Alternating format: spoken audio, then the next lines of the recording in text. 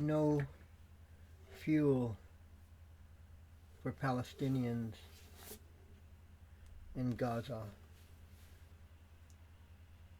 Because even if it's for the hospitals, Hamas will just come and steal it.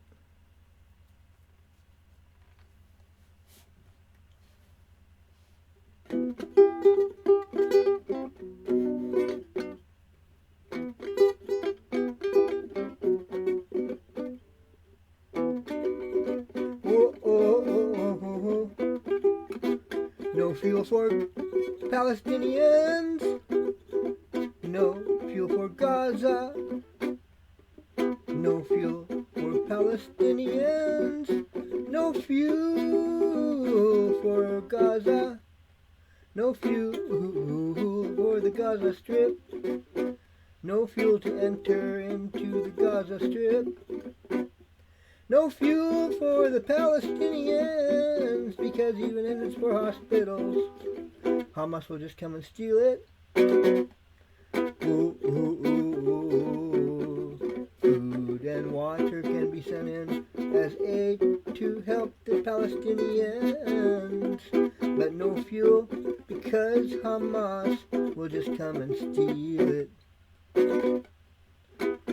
Woe unto Hamas, those bullies, preventing Palestinians from having fuel for their hospitals and water plants, you see, because they would just come and steal it, is the thought.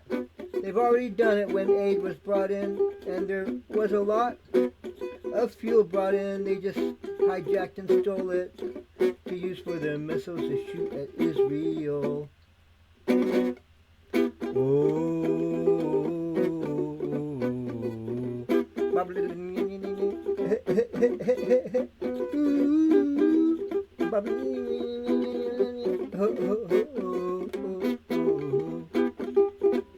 Sorry, folks. Sorry, Palestinians. You cannot have any fuel because Hamas would come and steal it if we gave it to you. Sorry, even for your hospitals, Hamas would come and steal it. That's the truth.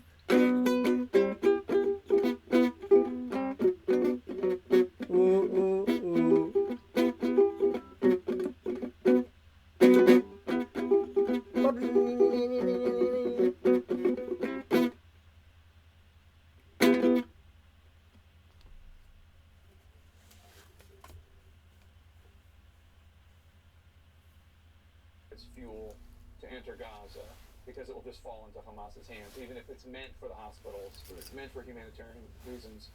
Hamas will take it. They control Gaza. Correct.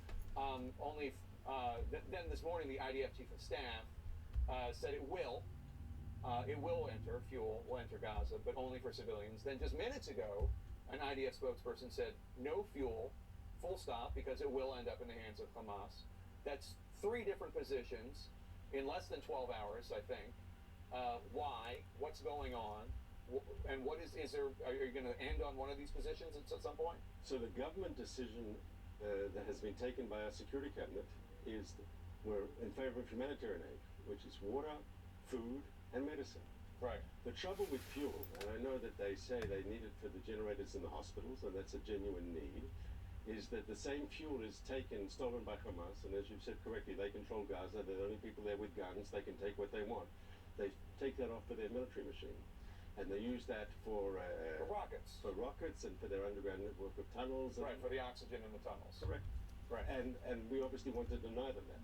But I want you to know, we put out a statement earlier today, the IDF, there is actually a huge amount of fuel inside Gaza today, which Hamas has. Now, if you could tell me, give me assurances, guarantees, that fuel going into Gaza would only go for civilian purposes, that's fine. But I don't think anyone can give me that guarantee. And we saw last week, CNN reported, I remember, there were 6 truckloads, 6 tankers went in with fuel, and we know for a fact that Hamas hijacked and stole part of that fuel. And so we're dealing with a formidable enemy. Should be no shortage whatsoever for the hospitals in Gaza, but Hamas is stealing that fuel from the people of Gaza. Can you clear something up for me? Because I really can't get a straight answer on this. there are about 500 or 600 Americans stuck in Gaza. A lot of them are at the Rafah crossing. These are Americans. They have American passports. Some of them are Palestinian American, but they have homes in Massachusetts. They have homes in New Jersey. They've been calling the U.S. State Department. Why can't they get out? So I can give you a clear answer. Hamas won't let them out. In many ways, I think Hamas is also keeping them hostage. I remember Secretary Blinken raised that issue, what was it, over a week ago before the President was here, before the Secretary of Defense. It was one of the issues that came up with us. And we said, from our point of view, we'll do everything we can to facilitate their immediate release. But only out of Rafah crossing, because all of your crossings are closed. And they've been destroyed. They're not functioning. It's a war zone. Right, okay. We've had very serious firefights there. I understand. I'm just So saying. we're happy and eager to facilitate their exit. That's our promise to the Americans. We're serious about that. But Hamas has decided to play games with these Americans. But it's not Al-Sisi. It's not Egypt. It's Hamas. Yes, definitely. All right. Former Ambassador Mark Regev, thank you for your time today. Really appreciate it. As the U.S. ramps up its military presence in the Middle East, is the Biden administration anticipating a wider conflict involving American troops? We're going to go to the Pentagon for that question next.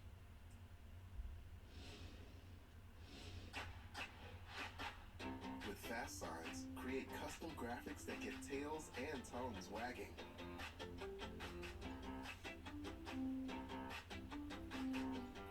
Fast signs, make your statement. Meet Norman. He's part Jack Russell and part tornado. Meet the Bissell Crosswave Hydro Steam. It's part vacuum, mop, steamer, and tornado chaser. Bissell, a new breed of clean. The first time you connected your GoDaddy website and your store was also the first time you realized. Well, we can do anything. Cheesecake cookies? The Chookie! Manage all your sales from one place with a partner that always puts you first. Start today at GoDaddy.com. Hi, I'm Stacy and I've lost 60 pounds on Golo. I was surprised with the Golo plan. I was not hungry. Thanks to Release, I don't feel the need to go for snacks or go back for seconds. Give Golo a try. This plan works. After switching to the farmer's dog, we noticed so many improvements in Remy's health. His allergies were going away, and he just had amazing energy. It looks like nutritious food, and it is. I'm investing in my dog's health and happiness. Get started at longlivedogs.com. I don't expect to look 38 at 58, but I do want to feel great, and I want to look great. CeraVital is an award-winning beauty supplement at Ulta. Get started today at CeraVital.com. When you get approved with Drive Time, you get the real deal. It's the Drive Time Real Deal Maker. Lets you customize the real down payment and monthly payment of the car you want to buy. That's super smart. And the deal you make on your phone is the deal you pay. You make the deal yourself. Get the real deal at DriveTime.com. To give your teeth a dentist clean feeling, start with a round brush head. Add power, and you've got Oral-B. Round cleans better by surrounding each tooth to remove 100% more plaque for a superior clean. Oral-B. Brush like a pro. Your record label is taking off, but so is your sound engineer. You need to hire. I need Indeed. Indeed you do. Indeed Instant Match instantly delivers quality candidates matching your job description. Visit Indeed.com/hire.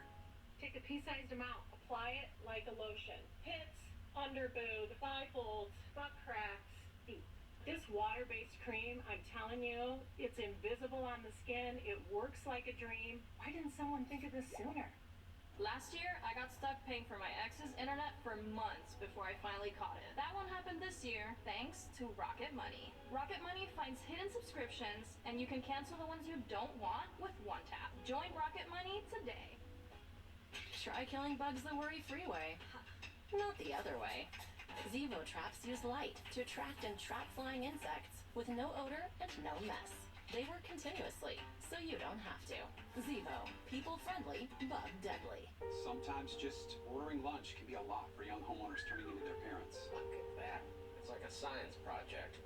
So what can I get you for a base? What is a base? I'm falling behind already. Progressive can't protect you from becoming your parents, but we can protect your home and auto when you bundle with us. Why didn't we do this last year?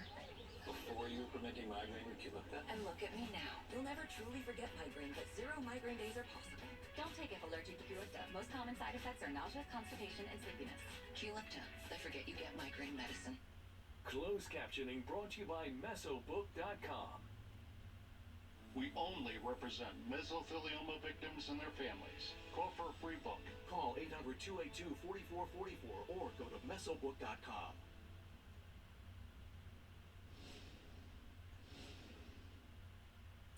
And we're back live from Israel as the U.S. increases its military presence in the Middle East.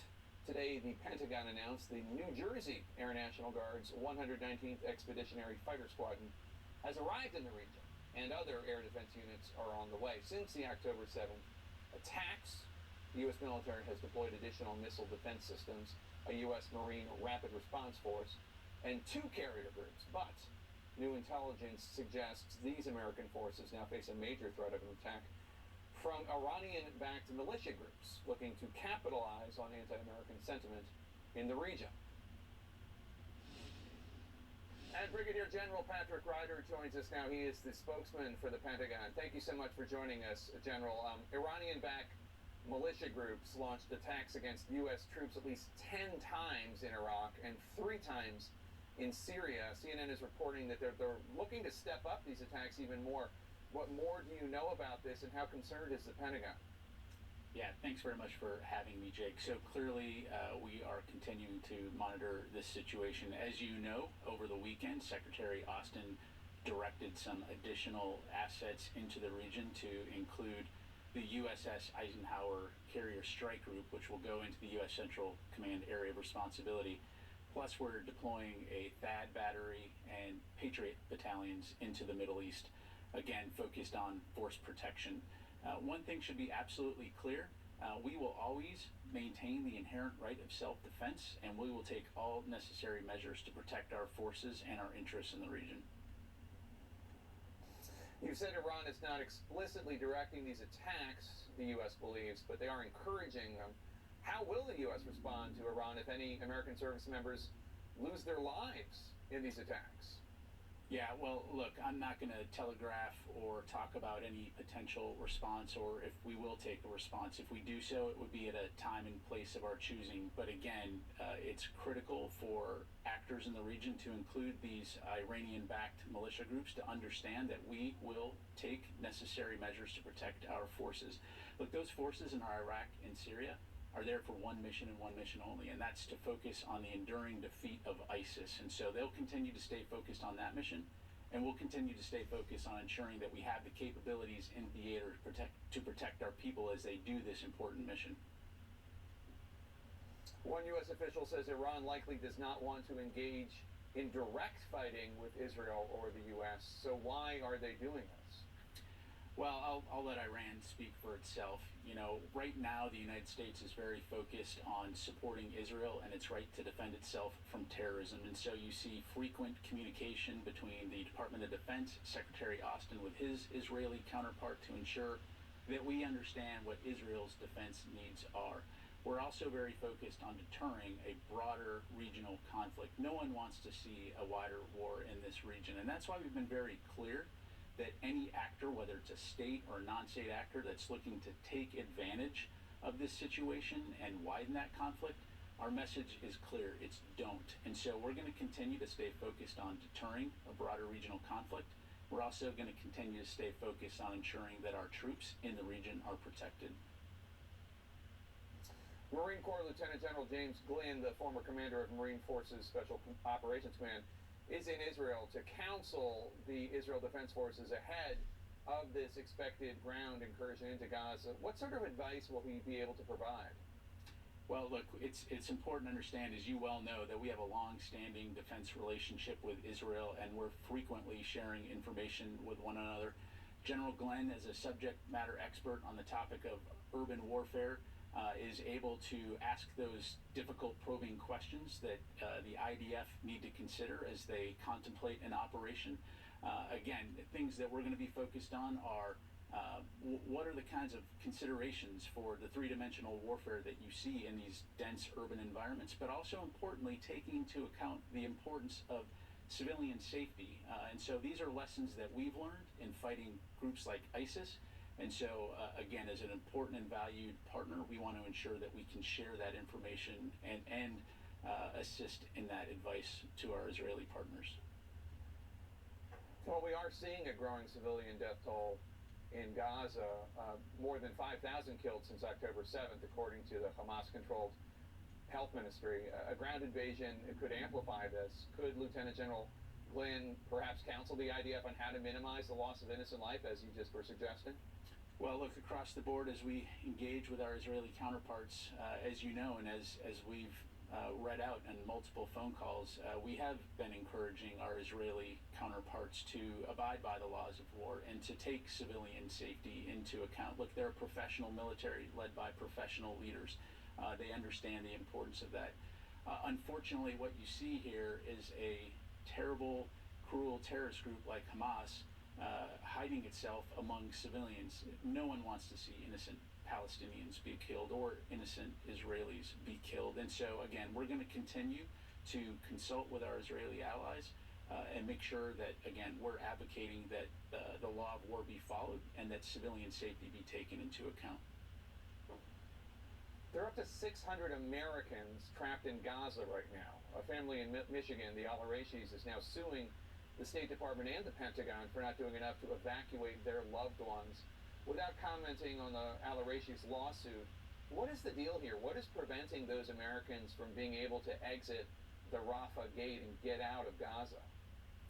Well, Jake, I know that the U.S. government, that our State Department, the White House have been working very actively with Israeli officials and Egyptian officials, for example, to look at ways to get U.S. citizens out of there. Again, I don't have any specific information to provide for my perch here at the Pentagon on that, other than to say we, of course, are always concerned about the safety and security of American citizens, no matter where they are in the world. And so that will continue to be an important focus going forward. But who is keeping them from getting out? Is Hamas keeping them? Because my understanding from talking to one of these Americans today is that people at the gate don't even know that they're supposed to be letting them out. Yeah, I can't answer that question, Jake, because I just don't know the answer, other than, again, I know from a U.S. government standpoint, our State Department has certainly been actively engaged on that front. Brigadier General Patrick Ryder, thanks so much. Thanks so much, Jake. Appreciate it. I want to get right to some major breaking news. Former White House Chief of Staff Mark Meadows has spoken with the special counsel's team multiple times this year, including in front of a grand jury, according to ABC News. The ABC News report says that Meadows was granted immunity to testify, and that Meadows said he warned Trump that his election fraud lies after the 2020 election were in fact baseless. I want to bring in CNN's Evan Perez. Evan, this seems rather significant. Jake, it is significant. We've known that, and we've reported that Meadows did go before the grand jury. We knew that he had spoken to the grand jury. As a matter of fact, this has been a big source of conjecture within Donald Trump's circle, legal circle, certainly, was the question of what level of cooperation was Mark Meadows having with the special counsel. Now we know from ABC's reporting that this was done under an immunity deal, and that he had spoken to the special counsel, including before the grand jury, multiple times. And the key here is that, according to this story from ABC, the former chief of staff to the former president told investigators that the former president was being dishonest when he claimed that he had won the election immediately after the November election, November 2020 election. He also goes on to say that he had repeatedly warned the former president that there was no evidence to sustain his claims that there was this widespread fraud that could have made a difference in those election results in 2020. That's a big piece of information for someone so close to Donald Trump to provide to those investigators, to provide to Jack Smith. Now, what this means, Jake, is that this is somebody who is going to be certainly one of the top witnesses for Jack Smith and the prosecution when this case goes to trial early next year. And that's what we're looking at. We're looking at a trial that could start in March of next year. And obviously the fact that Mark Meadows was not only one of the closest aides to the former president, he was also deeply involved in trying to find any evidence there was of fraud. He kept pressuring the Justice Department. He went down to Georgia to to try to pressure state officials there to find evidence of this fraud, all of which, of course, Jake, we know was not there. So the idea that that Mark Meadows is now in the camp of the prosecution, the only thing we've heard from his lawyers in the last, certainly the last few months that we've reached out on this issue, is that Mark Meadows is going to tell the truth whenever he is asked to do that. So that the idea that he is now firmly helping the prosecution is going to be a big deal for this case going forward, Jake. Evan, stick around. I also want to bring in CNN's Jamie Gangel. Jamie, an important part of this ABC News report is that Meadows told investigators that Trump was being dishonest with the public when he started claiming fraud in the hours after the election. A source telling ABC News that Meadows told investigators, quote, "Obviously, we didn't win." But this was obviously not the message we were hearing from anyone around Trump at the time. I mean, we in journalism, in actual journalism, knew that Donald Trump was not being honest when he made that claim. But the Trump White House was in full lie mode. Right. So let's a couple of things here. As Evan just said, this is incredibly significant because he was the chief of staff. Mark Meadows was in the room. He was on the phone call to Georgia. He is aware of everything that's going on. And let's not forget, on January 6th, he sat there in the White House, according to Cassidy Hutchinson, scrolling through his phone while Donald Trump would not come out for, 187 minutes and tell the rioters to stop and go home. He is the inner circle of everything that was happening, and he has been given immunity. And when you get immunity, you can't take the fifth. You have to testify to what you know. I think there's something else that's worth mentioning here. Mark Meadows, during that whole period of time that he now says he was telling Trump that this was baseless, he was saying something else publicly all of this time. He wrote in his book that the election was still stolen and rigged. So what's been going on behind closed doors with prosecutors is completely different from what the public posture was. One question I'll have is, in addition to his testifying honestly about what happened, what does he get immunity from? What was his exposure in all of this, Jake?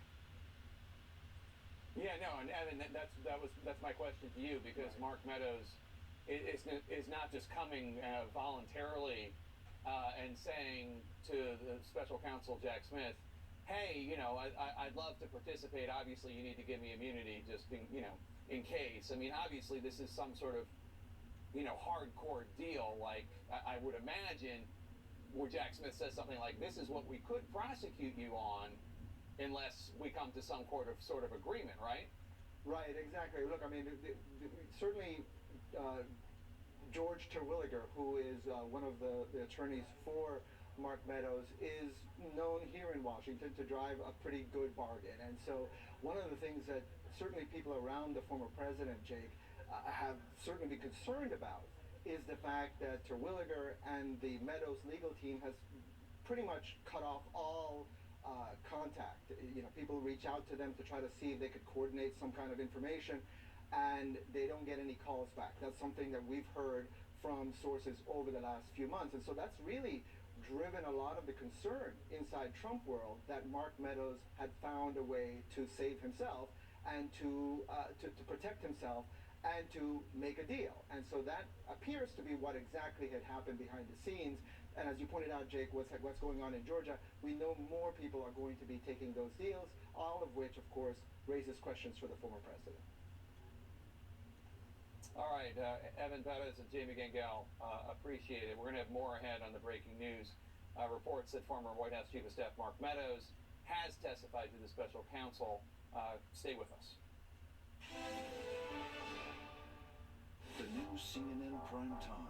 where the truth shines.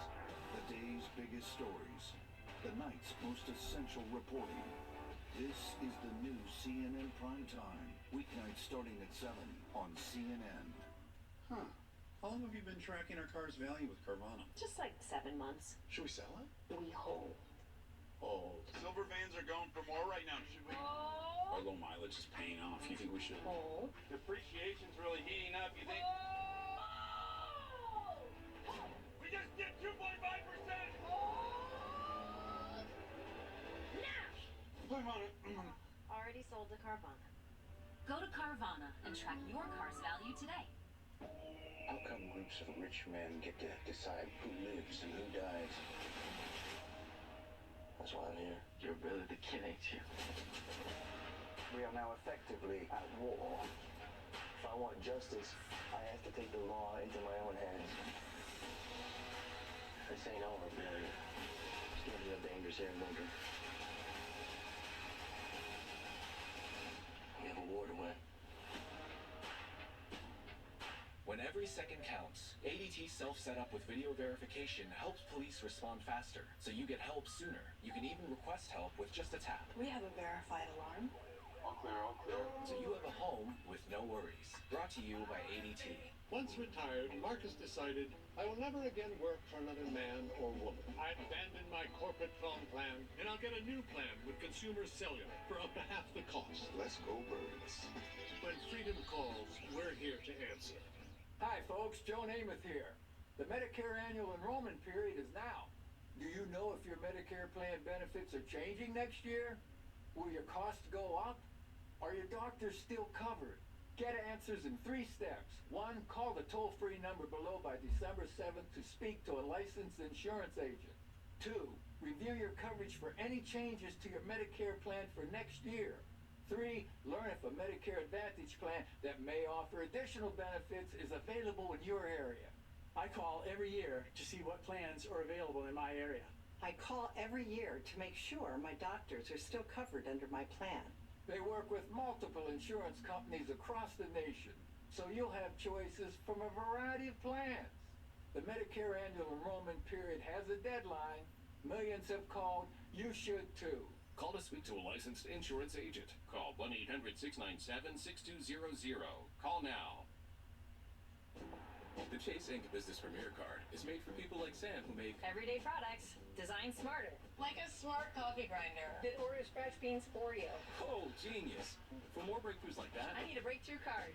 like ours, with 2.5% cash back on purchases of $5,000 or more. Plus unlimited 2% cash back on all other purchases. And with greater spending potential, Sam can keep making smart A ideas. brilliant reality.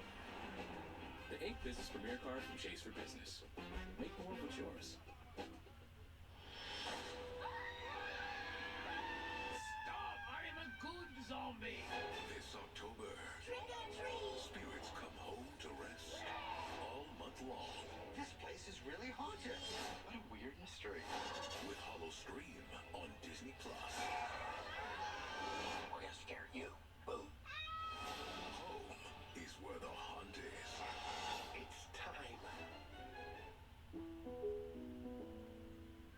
1 in 3 children is now at risk of going to school on an empty stomach. When I'm hungry, my stomach starts to hurt a little bit. It's hard to think and concentrate. I don't have enough energy. But there's hope. By supporting Toonies for Tummies, 100% of your donation gives hungry children in your community the chance to start their day with a much-needed nutritious meal. When I eat breakfast, I have lots of energy. When it's gym, I can run really fast. Donate online today. I'm Rahel Solomon in New York, and this is CNN.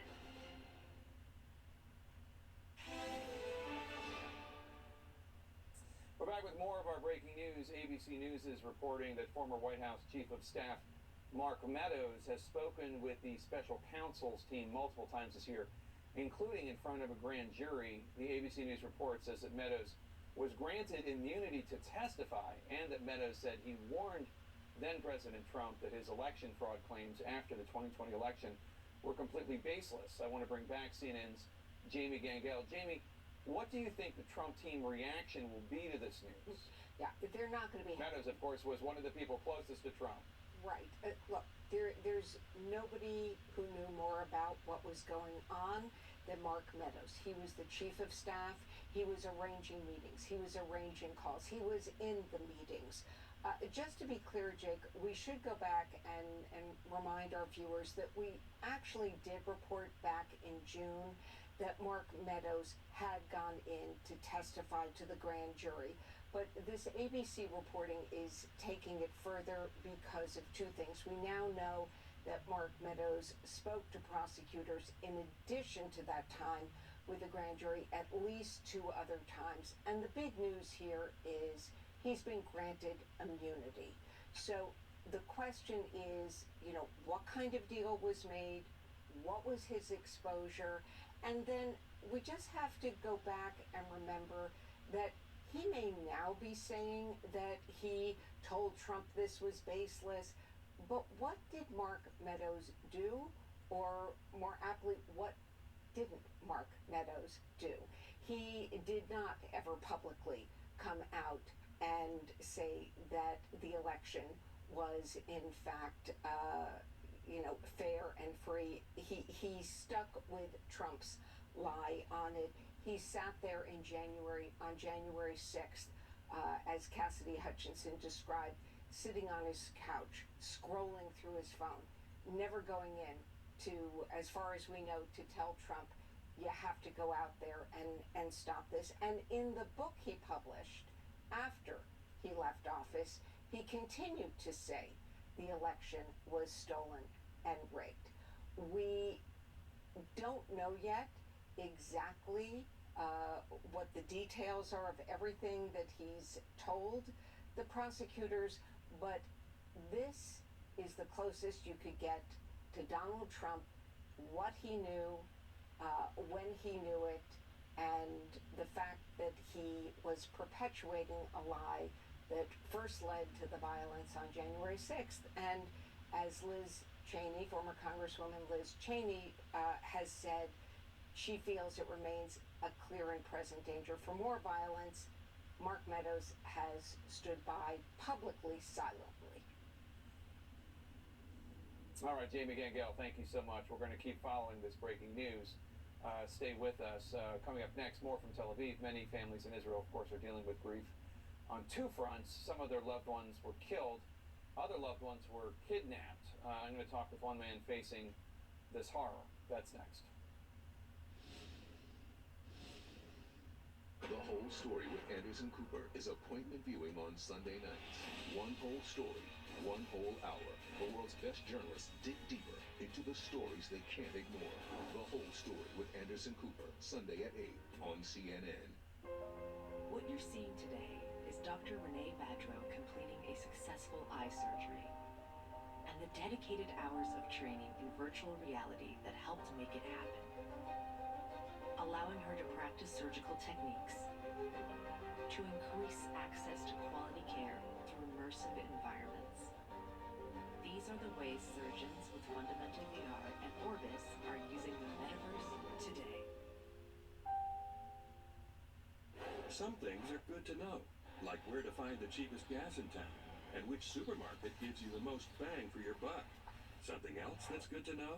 If you have Medicare and Medicaid, you may be able to get more health care benefits through a Humana Medicare Advantage dual-eligible special needs plan. Call now to see if there's a plan in your area and to see if you qualify. All of these plans include doctor, hospital, and prescription drug coverage in one convenient plan. From Humana, a company with over 60 years of experience in the healthcare industry. You'll have lots of doctors and specialists to choose from. And if you have Medicare and Medicaid, a Humana Medicare Advantage dual-eligible special needs plan can give you other important benefits. All of these plans include coverage for dental, with 2 free cleanings a year, plus fillings and a yearly exam.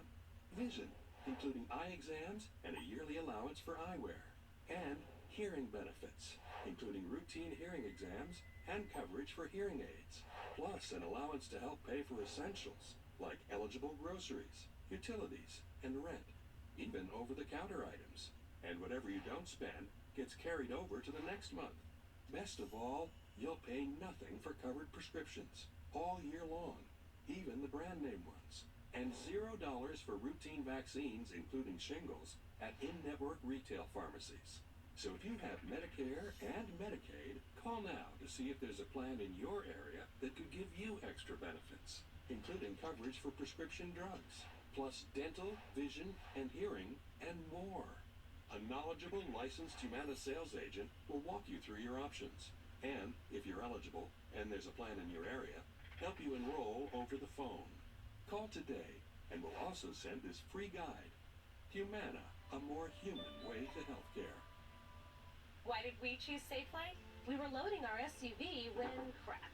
Safelight came right to us, and we could see exactly when they'd arrive with a replacement we could trust. That service the way we want it. Safelight Repair, Safelight Replace. This is the #1 hair supplement in Scandinavia, and let me tell you, they know what they're doing with beauty. Find us at Walgreens, CVS, Rite Aid, Amazon, or NewNordicUSA.com. We just signed the lease on our 3rd shop. My assistant went to CustomInk.com to get new uniforms with all the locations. He found great products, uploaded new art, and had boxes sent to all the shops. Custom Ink makes it so easy. Get started today at CustomInk.com. When things go sideways, will you be prepared? I want to introduce you to the Patriot Power Generator 2000X. Use the endless free power of the sun to power lights, your TV, medical equipment, even run your fridge. And that's without gas, fumes, or noise. Go to 4patriots.com. You'll get a solar panel included free, double the capacity, expandable for more power, and more outlets than ever. This is about peace of mind. Get your solar generator and free panel at 4patriots.com. I'm MJ Lee at the White House, and this is CNN. And welcome back to The Lead. I'm live from Tel Aviv, Israel. It's been 17 days since the Hamas terrorist attacks on October 7th. Many families, of course, are still waiting on word if their loved ones are dead or alive. Omri Almog initially learned that his sister and her husband and their 4 children were missing, and then he learned 2 of them had been killed in their home at Kfar Aza, kibbutz. His brother-in-law and the oldest child were killed.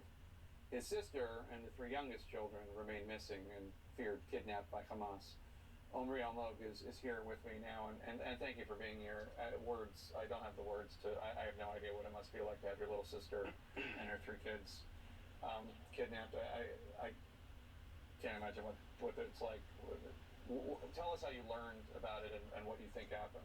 I'm living in upper north in Israel, in Sde Eliezer. So Saturday morning, the 7th, we just exchange WhatsApp with Yam. She's the only one in the safe room. Yam is the oldest kid. And she's the only one that communicates from the safe room. And she talked. Right there? No, this is the one that's missing. Actually, this is Agam. Yes, she's Agam. She's 18 years old. Yam is murdered with her father in the house. She stopped communicate on WhatsApp around 12 p.m. Saturday, and then they missing. My parents were in a trip in Bulgaria, and I have to control this situation and start to search for some information. Sunday night from the kibbutz we got some message that there are 2 confirmed dead, which they know them in the kibbutz, and we got the final confirmation by DNA only on Wednesday. A DNA? They weren't recognizable? Yes. I went to Kfar Aza last Friday, so I just go over the kibbutz from house to house. There's some house burned completely. Nadav, my brother-in-law parents, also was in Bulgaria trip with my parents, and their house is a complete burn.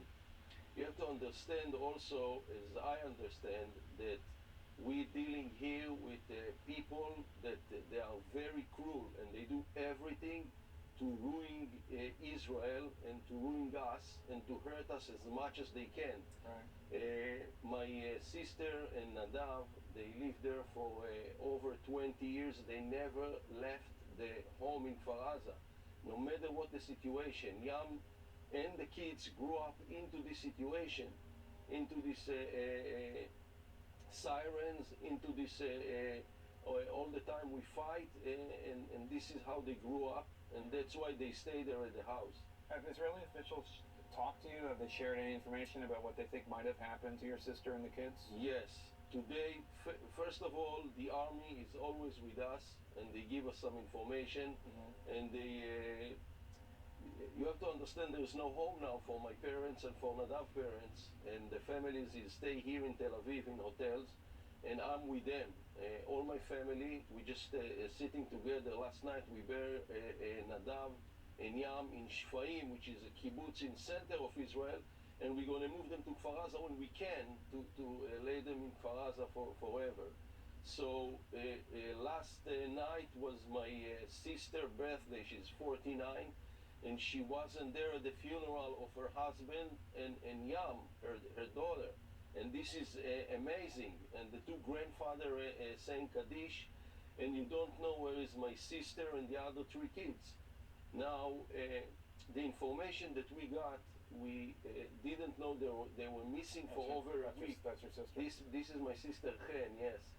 And we grew up in the kibbutz next to Kfar Aza, and she met with Nadav when they were 14, and from there on they together. Tell me what she's like. What is she like? She's very, very strong mentally. She wouldn't let the kids go without her. We don't know what happened in the house. I was in her house in Kfar Aza, and there's blood everywhere. There's shots everywhere. It looks like a war zone. It's a kibbutz. You have to understand that looks like a war zone. Yeah, you said it was like it's amazing. Pearl Harbor and 9/11 all at once. It's all in once, as you said. I think it's more than that. I mean, 1,400 people is murdered. For Israel, that's like, in America, it'd be like 45,000 people. Yeah. Got it. So, it's amazing. Is that it? Is that the house? This is, it's not their houses, but this is how it looks like in the kibbutz around the Gaza Strip. I mean, it's, yes, it's crazy. It's crazy to go in Kfar Aza. You see, you know, in the war zone, you see some things that you see at war. All over. This is just a community where people lived. Yes, this is a community. How old are the three kids that are missing? The kids is Agam. She's 18 years old, and the other two boys, Gal is 11 and Tal is 9 years old. It's we are very strong from outside. I believe they alive. I believe they together, but somebody. And it's not just my private problem, it's the world problem, because we're dealing here. If we don't bring back these 220 people back from the Gaza to Israel, 3 kilometers to east, it's going to be a problem in Israel. Israel will have this belief between the state of Israel and the citizen. I mean, the gap now that we have is the first thing we have to do before we do anything else is to bring these people back. Yeah. Well, they're innocent civilians. They're not soldiers. It's mainly kids. They're kids. Kfar Aza lost 59 people confirmed dead at Kfar Aza. It's crazy. No. It's crazy. And when you talk to my parents, I don't live in Kfar Aza. I know the kibbutz. I was there. Last time I see my sister was 2 months ago, 7 weeks ago. But when you talk to my parents, you talk to Nadav parents, they said we're going back to Kfar Aza. We're going to live there. There's no other way. Yeah. And when you see them talking, the heart goes out to them the way they think. I mean, they're 76 years old, but they live there for Nadav parents. They live there for over 50 years. My parents live there over 20 years. Yeah. So it's a difficult situation, but we fight, and I need. The world, somebody need to help them to make it back from Gaza Strip back to Israel. They cannot do this. They cannot do it themselves. You're going to get your sister back. Yes, I'm sure. I'm sure. I know. Thank you so much. Thank you. We'll be right back.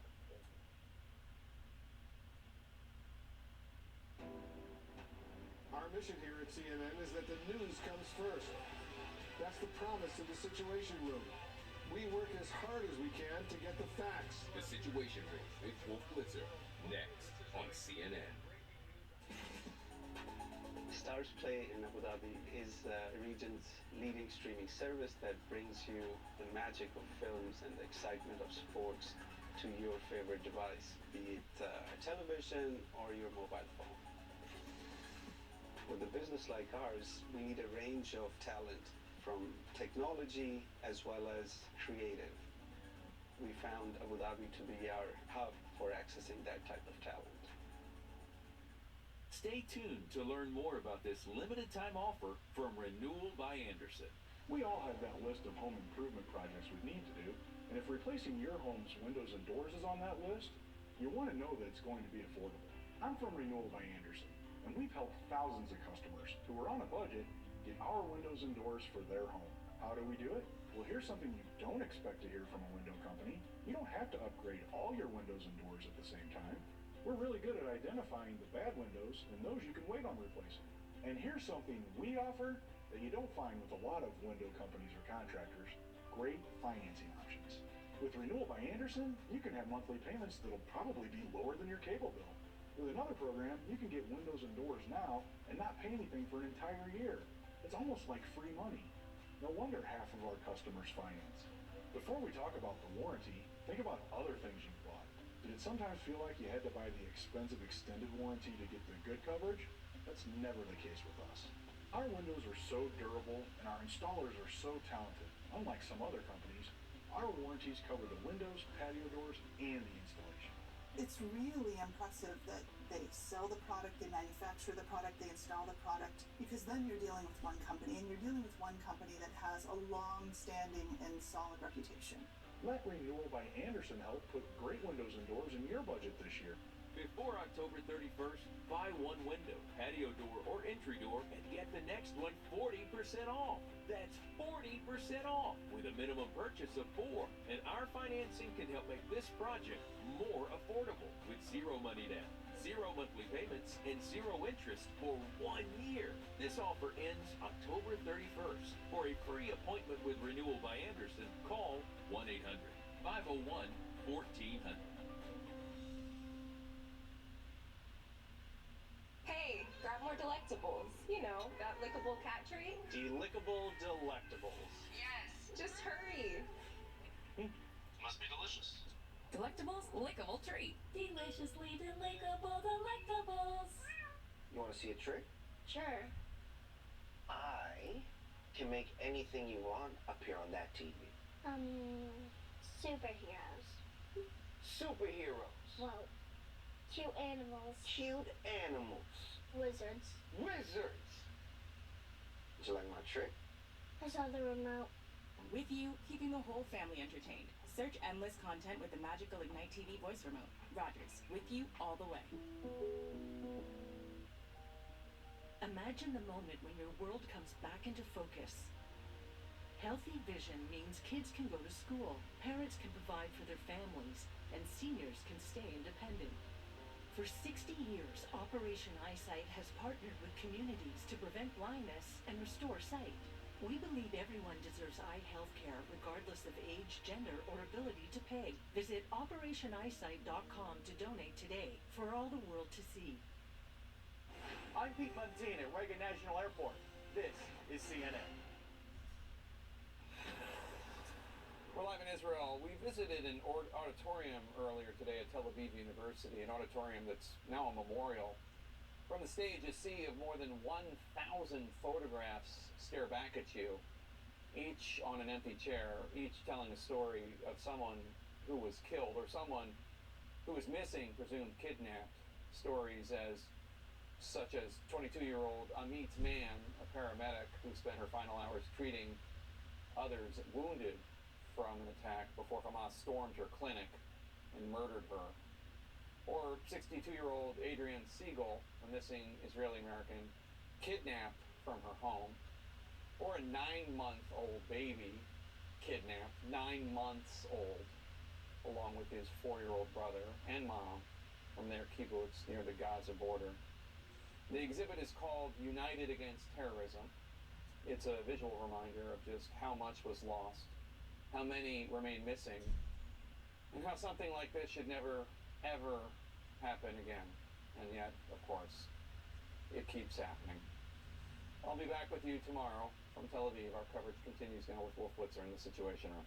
See you tomorrow. Happening now, breaking news. New reporting that former Trump White House Chief of Staff Mark Meadows was granted immunity before testifying in the federal election interference case. Stand by for new details on what Meadows reportedly told the special counsel and a grand jury about Donald Trump's 2020 election claims. Also breaking, intense talks aimed at freeing more hostages abducted by Hamas, while a newly released captive opens up about the, quote, hell she went through as the Israel-Hamas war rages. The IDF now says its naval forces clashed with Hamas divers trying to infiltrate into Israel by sea. And the House Speaker crisis here in Washington deepens, with the latest GOP nominee for the job dropping out only hours after being chosen. Is there any Republican who can pass muster in that very divided caucus as far-right lawmakers and Donald Trump are flexing their muscle? Welcome to our viewers here in the United States and around the world. I'm Wolf Blitzer. You're in the Situation Room.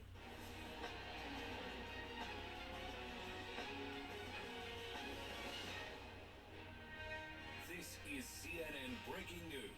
And let's get straight to the breaking news tonight. The former Trump White House Chief of Staff Mark Meadows reportedly offering damning testimony against the former president to Special Counsel Jack Smith in exchange for immunity. That's according to ABC News. Our Chief Legal Affairs correspondent Paula Reed is gathering details for us. Paula, what can you tell us? Well, CNN previously reported that Mark Meadows had testified before a federal grand jury investigating former President Trump. Now we're learning more about what he has reportedly told investigators.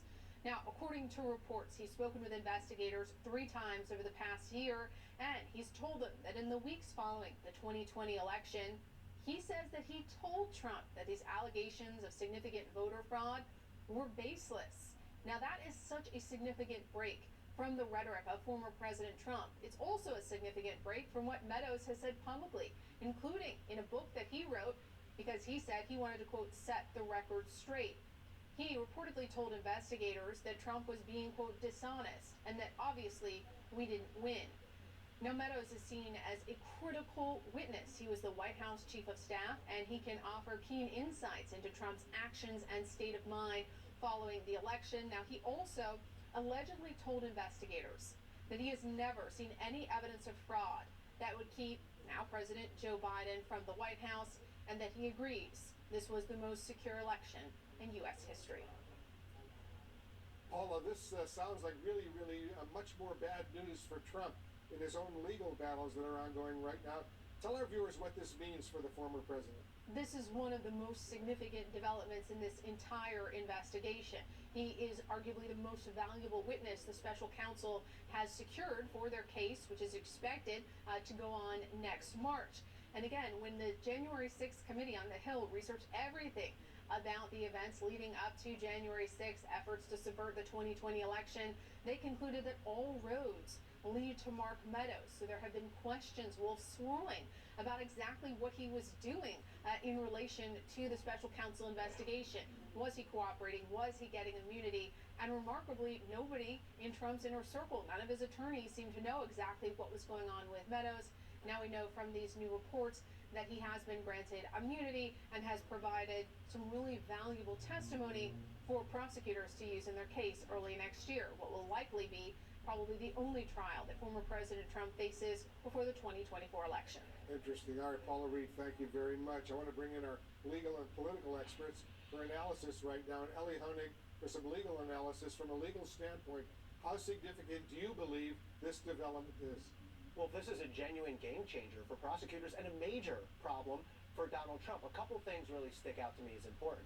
Number one, we now know that Mark Meadows has been given immunity by DOJ, which means DOJ has decided we're going to give you a pass.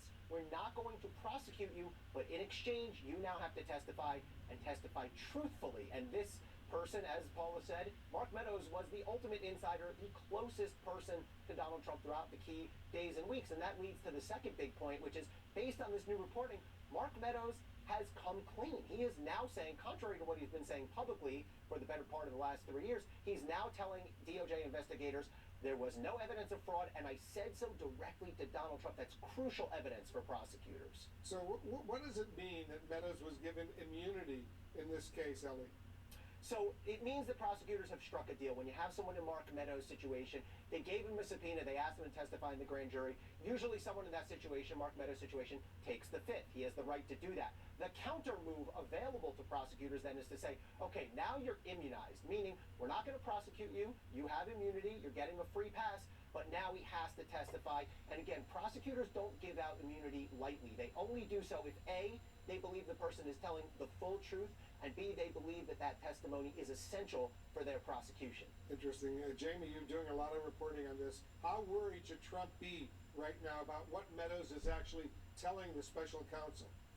Today is a very bad day for Donald Trump, but I would say, Wolf, I don't think it's a complete surprise for Trump because they have been wondering for months now what Meadows was telling prosecutors. It was public, as Paula said, that he had testified to the grand jury. We reported that back in June.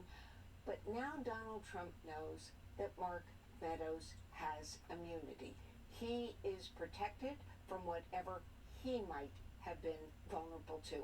I want to add one thing to this. In addition to his testimony, Mark Meadows was ordered and would come under this immunity agreement to hand over documents, anything relevant, emails, text messages. So there may be a trove of physical documents, communications that also add to the picture and the evidence, Wolf.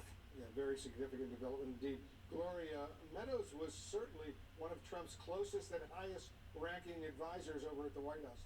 It's hard to overstate how big of a blow potentially this is for the former president, right? Well, it certainly is. I mean, he was the enabler for Donald Trump. If you wanted to get to Donald Trump, you texted Mark Meadows. Even Donald Trump's own children on January 6th were trying to get to the president, and they texted Mark Meadows. But there are a couple of interesting things that really stand out to me here.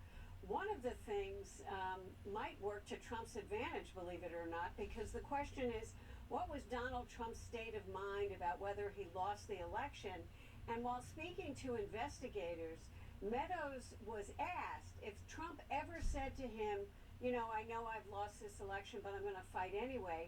And Meadows told investigators that he never heard Donald Trump say that. Now, we know that there are other witnesses who say that they have heard Donald Trump say that to them, but he didn't apparently to Mark Meadows. The other ironic thing is that Meadows said that there were times that he was so frustrated that he was thinking of quitting and leaving the White House, but ultimately he didn't leave because he wanted to help secure a peaceful transfer of power.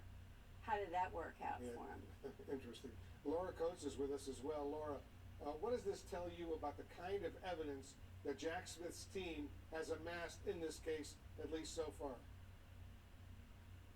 Well, we had all been wondering about the role that Mark Meadows was going to play in the overall evidence to a grand jury and ultimately at a trial. In fact, it's one of the reasons people sort of scratched their head quizzically for a second when they heard about the Fulton County charges against Mark Meadows, because everyone assumed that Meadows was a cooperator in the January 6th investigation probed by Jack Smith, and assumed there might have been some sort of discussion between Fani Willis and Jack Smith. We know, of course, there's no requirement that they had to communicate, but one wondered about that very aspect of it. But this tells you that they are looking to have direct evidence of what Donald Trump said, what he thought, and what he intended to do based on information in real time. We can often talk about how difficult it is, Wolf, to try to prove somebody's state of mind, trying to get inside the head of a potential defendant. Well, when you've got evidence to corroborate what the thought is, somebody who could actually hear or say, here's what I told the person, and not let the juries decide how they interpreted it, but actually hear perhaps what the person's response was to that information, that gives you that connective tissue for a jury to be able to draw some conclusions. What they will, of course, that's the jury. But ultimately, remember how significant these charges are for the January 6th probe. They include defrauding the United States. It includes obstruction. It includes very serious crimes. But the only way to really get a strong arm around all of the evidence in many ways is not just circumstantially about what you think he may have been thinking, but by those who were in those rooms where it happened.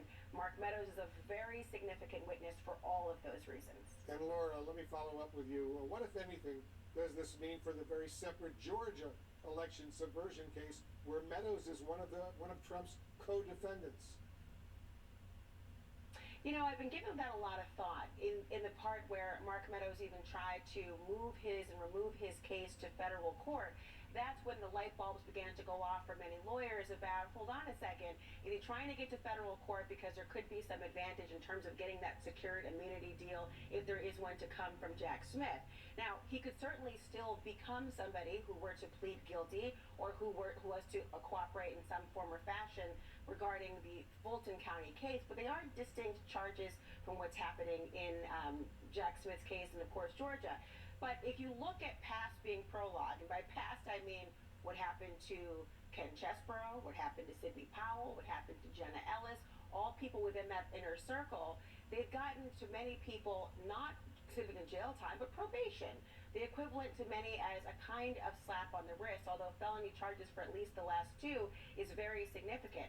It could incentivize him to dispose of that case, hoping to have a lenient sentence akin to probation, maybe not even the felony charge, and then focus his attention and efforts on testifying and supporting the Jack Smith probe, which undoubtedly would have greater, perhaps, consequences if he were not to secure that immunity. And finally, well, remember, getting the immunity deal is but one thing, but it comes with conditions. It's not a carte blanche for the rest of your life to get out of jail free. It actually requires you to do something, hold up your end of the bargain. He's got to do that. And Ellie, there's more bad news today for Trump. The former Trump campaign lawyer Jenna Ellis pleaded guilty today in the Georgia election subversion case and will cooperate with Fulton County prosecutors. The third guilty plea in the past week alone. How much of a potential threat is this Jenna Ellis plea deal to Donald Trump? Well, Wolf, I think all of the plea deals that we've seen in Georgia of Jenna Ellis today and of Ken Chesebro and Sidney Powell the last couple days are significant. They're not as direct a strike on Donald Trump as Mark Meadows testifying for the feds, but what each of those people in Georgia do is they help the DA fill out a piece of her case, whether it's the fake elector scheme, the attempt to breach the voting systems in Coffee County, Georgia. So each of these folks, Powell and Chesebro and Jenna Ellis, all of them help the prosecutors sort of put another brick in the wall towards building their ultimate case against Donald Trump. Laura, part of what we heard today from Jenna Ellis in court was that she firmly believed the election lies when she was saying them. What is the significance of that? Well, shout out to Ellie Honig for the Pink Floyd reference about this, because it's really important to think about how it all stacks up. Remember, and I understand and believe that people can have a kind of epiphany in what they've done. Many plea deals and plea offers are about people realizing what they have done wrong, the consequences, the gravitas of their decisions, and then holding themselves to be held accountable for that very notion.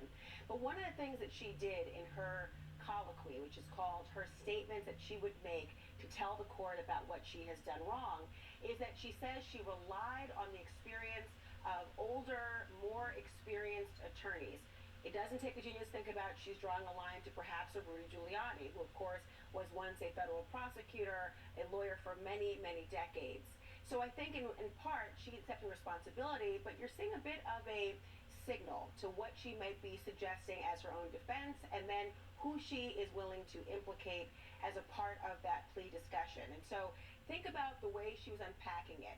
She said that she had remorse, that she would have essentially not done this representation had she known better. But by pointing the finger towards the older, quote-unquote, wiser attorneys, she's done something similar to what Donald Trump has intimated, which is to look at one's attorneys for the fault. Yeah, she was very emotional in her apology to the court today. She even started crying at several points. Well, go ahead. You know, the difference between her and Mark Meadows is she was saying she didn't know. She was pleading naivete, and as a lawyer whose responsibility it is to do some due diligence, that's kind of hard to believe. With Mark Meadows, What he is saying is that he knew, but he lied. He lied in his book. He wrote things that he believed were not true, and that he told the president things that he believed were not true. In a way, he encouraged him, including on the call with Brad Raffensperger. Two very, very different kinds of statements we heard today. Absolutely. All right, guys, thank you very, very much. We're going to stay on top of the breaking news. Also coming up, I'll get reaction to the breaking news from Republican presidential candidate Chris Christie, standing by live. And we'll also go live to Israel for the latest on the war in the Middle East. Stay with us. Lots of news going on. You're in the Situation Room. When you need to prepare for unpredictable adventures, you need WeatherTech. Laser-measured floor liners, front and rear.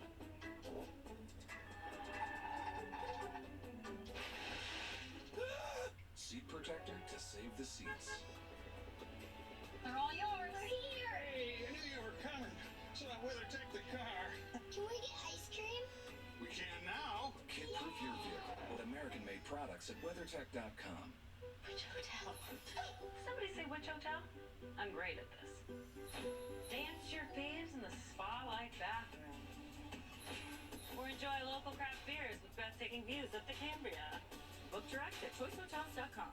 Meet Martha. Martha is 75 years old and has been on Medicare for 10 years now. But she's a bit cranky because she heard the 2024 Medicare Advantage plans are now available during the Medicare annual enrollment period. And she wants details. I'm already on Medicare. Why should I call and check up on my Medicare plan? Hi, Martha. Plans and benefits can change each and every year. That's why it's important to call to get your free 2024 Medicare benefits checkup. I already have my Medicare card. I am not calling. Martha, right now is the Medicare annual enrollment period. 2024 Medicare Advantage plans are now available, so everyone on Medicare can call to see if a Medicare Advantage plan may be better for you. You can even call to see if there are any changes to your current Medicare plan in the coming year. They probably won't answer the phone. Well, Martha, if you call 800-882-0987, a licensed insurance agent will speak with you and look up your plan options and see if there is a plan that will better fit your healthcare needs. Why don't I get these automatically? Martha, 2024 plans are now available, but you won't get a 2024 Medicare Advantage plan automatically. I think I called before, so I'm not calling. Martha, right now is the Medicare annual enrollment period. 2024 plans are now available, so now's the time to call. So everyone on Medicare should call now during the Medicare annual enrollment period and get your free Medicare benefits checkup today. Just call the toll-free number on your screen. It's free. Free? Yes, Martha. The call and no obligation Medicare benefits checkup is free. They can look up your plan options and let you know if you're eligible to enroll in a 2024 Medicare Advantage plan available in your zip code. Call now and we will see what plans may be best for you. It's time for me to call and get my free, no obligation Medicare benefits review. That's right, Martha. I should have just given you the toll-free number. It's on everyone's TV screen now. Call 800-882-0987. 800-882-0987. I wish for the amazing new iPhone 15 Pro. Sean. Do you mean this one, the one with titanium? Switch to Verizon and get iPhone 15 Pro on them. Wow. Get iPhone 15 Pro, Apple TV 4K, and 6 months of Apple One. All three on us. Only on Verizon.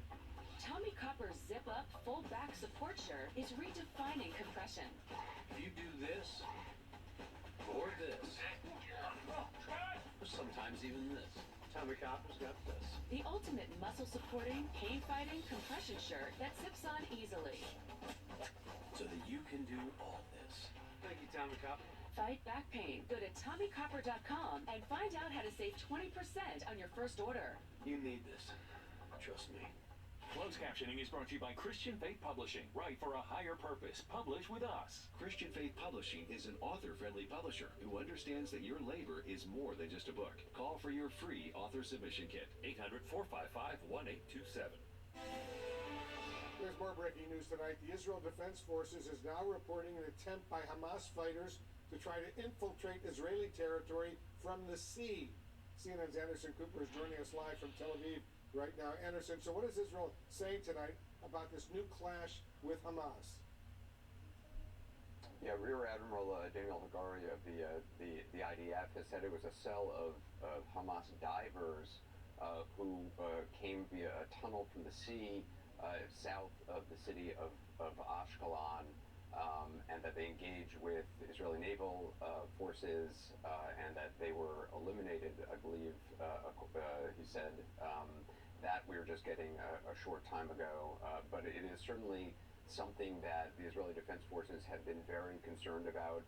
Obviously, not only just the border with between Gaza and Israel, but obviously any forces coming from the sea, even off Tel Aviv, you can see boats in the waters patrolling. Well, what are we learning, Anderson, about the newly freed Israeli hostages and what they endured while they were being held by Hamas?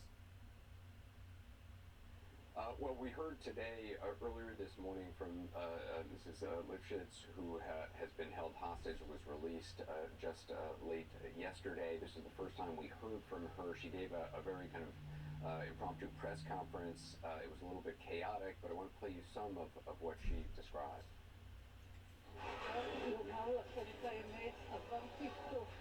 I want to tell you the truth. I went through hell. I was put lying on a motorbike on my side while they flew with me through the plowed fields towards Gaza. As I was lying on the side on the motorbike, legs here, body there, the Shabab hit me with sticks. They didn't break my ribs, but it was very painful and made it hard for me to breathe. There are a huge network of tunnels underneath. It looks like a spider web. We arrived at a large hall. There we were 25 people. After 2 to 3 hours, they separated from my kibbutz near Oz. 5 people who were put in a separate room.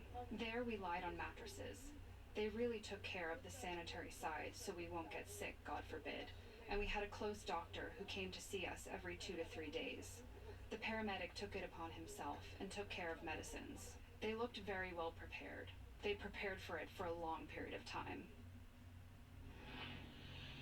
85-year-old Yocheved Lifshitz talking about her experiences, really the first details we have heard from any hostage who has been released. As you know, 4 in total have been released. I spoke to Sharon, who you saw doing some interpretation there by her mother's side shortly before that press conference. Here's what some of what she told me. The nurse said she's very sharp and very communicative, and she wants to tell everybody what she knows. She's really the first person that have been with other people there, and I think she's very aware that she can pass on information. She was with other people? Yes, so she was with other people. There was medical care to some extent. I know that she was with some children, it seemed, and then she would have done quite a lot of work with them. I don't think she kept kind of sitting in a corner. She was very careful, and both her daughter and her mom, Wolf, were very careful not to give any details about who her mother had contact with. That's something obviously she would want to do privately with the families, because there are so many families desperate for any information about their loved ones. So she will certainly be wanting to communicate through both with the IDF and other family members about what she saw, who she saw, specific names of family members, and particularly any children she saw. Both. This is an 85-year-old woman that the Hamas said that were taken hostage. 85 years old. Anderson Cooper, thank you very, very much. And Anderson, of course, will be reporting a lot more coming up on his program later tonight, 8 p.m. Eastern. Anderson will be watching. Also breaking tonight, an Israeli military spokesperson is now ruling out any fuel deliveries to Gaza, despite an earlier statement by a top IDF official that fuel would be allowed in to aid civilians in Gaza. CNN's Clarissa Ward is joining us from Egypt once again. She's following all the Gaza relief efforts and the worsening humanitarian crisis now underway. Clarissa, what's the status of these potential fuel deliveries and other supplies that are so desperately needed in Gaza?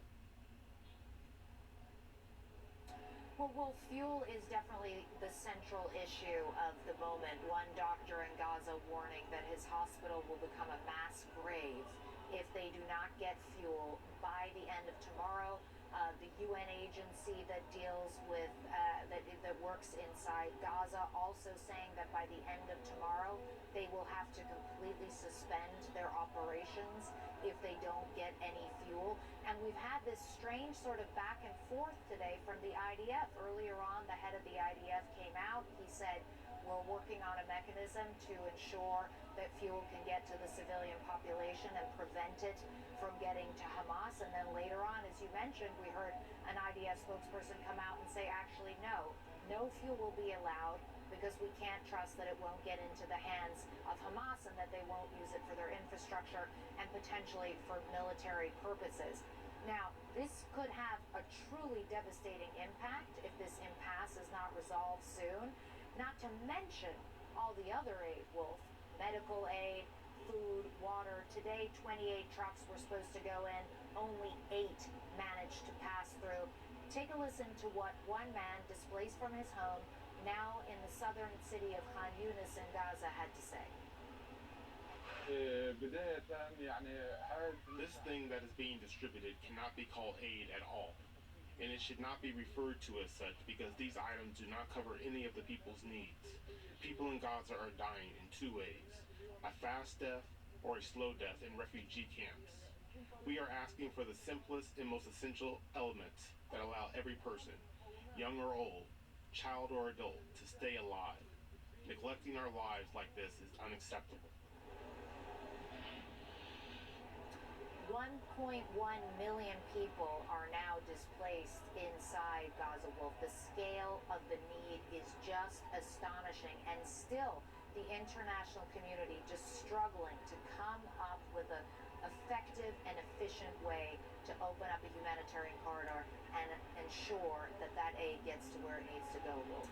All right, Clarissa, thank you. Clarissa Ward reporting from Cairo, Egypt. More than 2 weeks after the surprise attack on Israel, we're now getting new information about how Hamas plotted in secret and avoided detection. CNN's Jim Sciutto is also now reporting from Tel Aviv. He's joining us live. Jim, what can you tell us about the intelligence being shared right now with the United States? Well, from the beginning of this, the question had been, how did Israeli intelligence and U.S. intelligence, 2 of the most highly capable intelligence services in the world, miss this? How did they not detect planning, training, communications prior to the October 7th attacks? And with what we're learning today, we now have at least one indication of how that was possible, and that is that Hamas fighters, for as long as 2 years, were using land phone lines installed in the network, the labyrinth of tunnels they built underground in Gaza to communicate amongst themselves as they were planning this attack. Those landlines, of course, cannot be intercepted by the highly capable surveillance technology that the U.S. and Israel have, particularly Israel, pointed at Gaza. So they used, in effect, old-fashioned technology, landlines in the tunnels to communicate, and that is one significant way, it seems, Wolf, that they were able to avoid detection prior to those devastating attacks. And they certainly did avoid detection in advance. Jim Sciutto, thank you very, very much. Coming up, new reaction to the breaking news of a reported immunity deal for the former Trump White House Chief of Staff Mark Meadows. Republican presidential candidate Chris Christie is standing by live. We'll discuss. We'll be right back. The new CNN Prime Time is where the truth shines. The day's biggest stories. The night's most essential reporting. This is the new CNN Prime Time. Weeknights starting at 7 on CNN.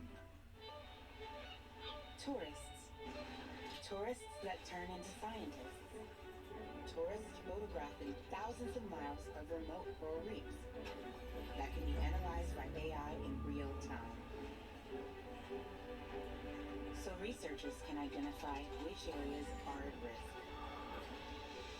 and help life underwater flourish.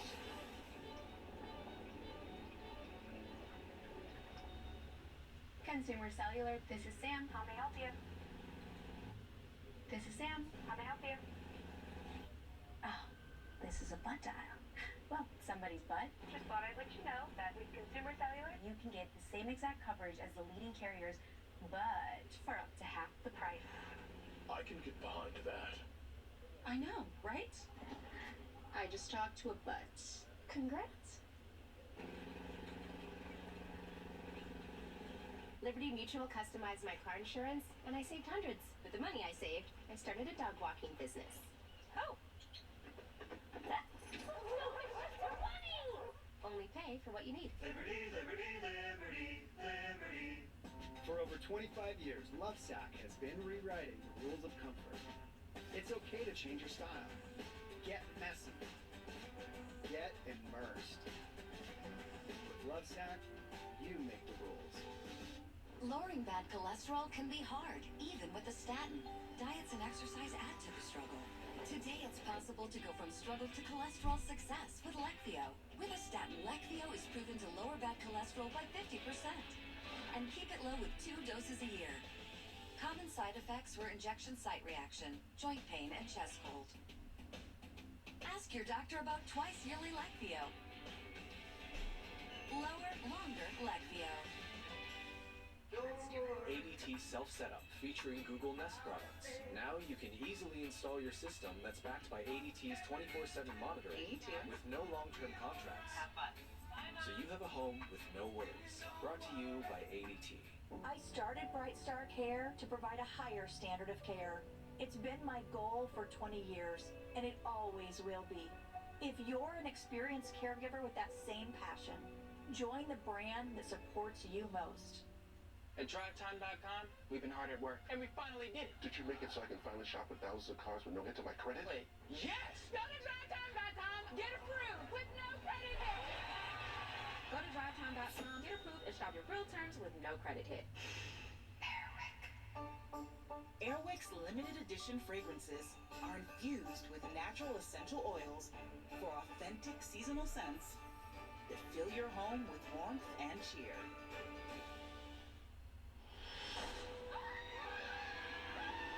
Stop! I am a good zombie!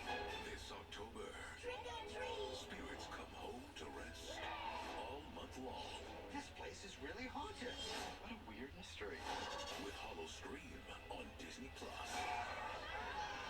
We're gonna scare you. Boo. Home is where the hunt is. It's time.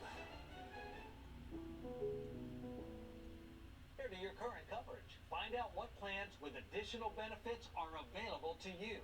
If you already have a plan, call to find out if any changes have been made to your coverage for 2024.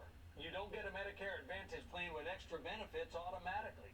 You need to take action. Call now during the Medicare annual enrollment period for your free Medicare benefits review. Call 800-278-4923. That's 800-278-4923. Call now. I'm Erin Burnett in Tel Aviv, and this is CNN. With more breaking news we're following, Congressman Tom Emmer is dropping out of the House Speaker's race just hours after earning his party's nomination. Let's get straight to our chief congressional correspondent, Manu Raju. He's up on Capitol Hill. Manu, Congressman Emmer faced a lot of resistance from some of his fellow Republicans, including some significant resistance from Donald Trump. What comes next for the House GOP? Yeah, just simply chaotic moment for the House GOP, which is in complete disarray, unable to get in order. And 3 weeks to the day since the ouster of Kevin McCarthy, Tom Emmer becoming the third Republican nominee for Speaker to see his candidacy collapse amid a revolt within the ranks. For Emmer, it was members of the far right, members who were upset with some of his votes on spending, to certify the 2020 elections, to codify same-sex marriage. All of these issues came up behind closed doors, and also the opposition of Donald Trump ultimately sunk his candidacy, ensuring he would not have a path to the nomination. Right now, behind closed doors, Republicans are still trying to pick up the pieces, trying to figure out yet again whether there's any other candidate who can get there. Just moments ago, one candidate who had announced his intentions to run in this fourth leadership election, Kevin Hern of Oklahoma, announced he would step aside. Now there are 5 candidates vying for the Republican nomination. That vote expected to be held tonight, but it's still uncertain whether any of those candidates can get the 217 votes they need to be elected Speaker. In talking to the members of this conference, there is palpable frustration, anger within the ranks, and concern that voters will punish them come next November. How upset are you about this whole episode right now? It's outrageous. It really is. It's outrageous. In what way? Just in terms of our inability to get the job done. We should have been, this has gone on 2-3 weeks. People are upset back home. I have a district of, like all of us, 800,000. We're very upset. The calls we're getting and everything else. They just feel like we can't manage. What are your voters telling you right now about this whole episode? Just get it done. Like honestly, at this point, it's been the same theme for a week. They're less concerned about the personalities than I think, and who the specific person is. But again, the question is, Wolf, can any of these 5 remaining candidates get the votes that they would need? The remaining candidates are Congressman Byron Donalds, Chuck Fleischman, Congressman Mark Green, Congressman Mike Johnson, and Congressman Roger Williams. All of them may have the same challenges that we have seen from one candidate after another of this badly fractured Republican conference where you can only lose 4 Republican votes on the House floor to be elected Speaker on the party line vote. Today, Tom Emmer found opposition from at least 26 members, which shows you, Wolf, the challenges of anybody moving forward in this badly divided Republican conference, which is still at each other's and at extreme loggerheads in the aftermath of Kevin McCarthy's ouster with no clear way forward, Wolf. The stakes clearly still very enormous. The House can't pass any legislation without a speaker. Manu Rajan, thank you very much. Just ahead, we'll discuss the Republican crisis on the Hill and more with GOP presidential candidate Chris Christie. Stand by. The Whole Story with Anderson Cooper is appointment viewing on Sunday nights. One whole story, one whole hour. The world's best journalists dig deeper into the stories they can't ignore. The Whole Story with Anderson Cooper, Sunday at 8 on CNN. With fast signs, brew signature flavor into every sip and sign.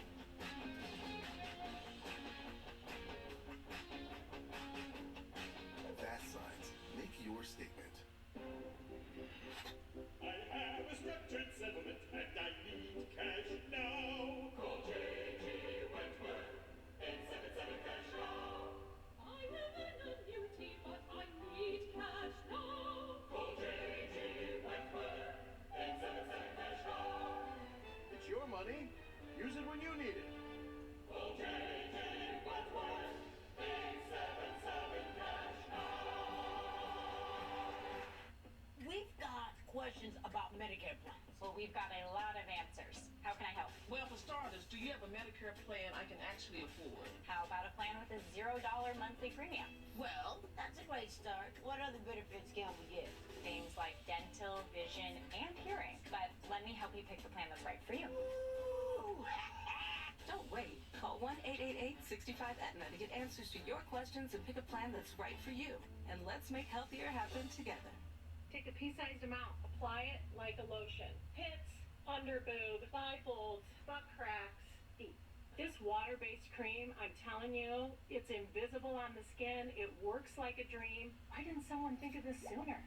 Drive Time has a big announcement. An even easier way to buy a car. You make the deal yourself.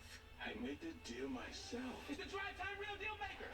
Turn the brakes, Tim. I can't. I'm too excited. It lets you customize the real down payment and monthly payment of the car you want to buy. I make the deal myself? It's your car. You should make the deal you want. You can customize terms on literally thousands of cars in no time. The deal you make on your phone is the deal you pay. You make the deal yourself! Get the real deal at drivetime.com. We really don't want people to think of feeding food like ours as spoiling their dogs. Good, real food is simple. It looks like food, it smells like food. It's what dogs are supposed to be eating. No living being should ever eat processed food for every single meal of their life. It's amazing to me how many people write in about their dogs changing for the better. The farmer's dog is just our way to help people take care of them. It's easy to get lost in investment research. Introducing JP Morgan Personal Advisors. Hey, David. Connect with an advisor to create your personalized plan. Let's find the right investments for your goals. Okay, great. JP Morgan Wealth Management. If you struggle with flat, thin hair, this supplement is absolutely amazing for adding hair volume. Uniquely formulated with biotin, growth-promoting apple extract, and other important nutrients that help nourish your hair from within. This is the #1 hair supplement in Scandinavia, and let me tell you, they know what they're doing with beauty. By far the best supplement I've tried. find us at Walgreens, CVS, Rite Aid, Amazon, or NewNordicUSA.com. My name is Ashley Cortez, and I'm the founder of the Stay Beautiful Foundation. When I started in 2016, I would go to the post office and literally fill out each person's name on a label. And now at ShipStation, we are shipping 500 beauty boxes a month. It takes less than 5 minutes for me to get all of my labels and get beauty in the hands of women who are battling cancer so much quicker. ShipStation, the #1 choice of online sellers. Go to shipstation.com/try and get 2 months free. I'm Zachary Cohen in Washington, and this is CNN. We're back with breaking news. The former Trump White House Chief of Staff Mark Meadows reportedly testifying with immunity in the federal investigation of Donald Trump and the 2020 election subversion. Joining us now, one of Trump's current rivals for the Republican presidential nomination, the former New Jersey Governor Chris Christie. Governor, thanks so much for joining us. You're former also federal prosecutor. You were the U.S. attorney in New Jersey for about 6 years. How worried should Trump be right now about Mark Meadows being granted immunity? Desperately worried.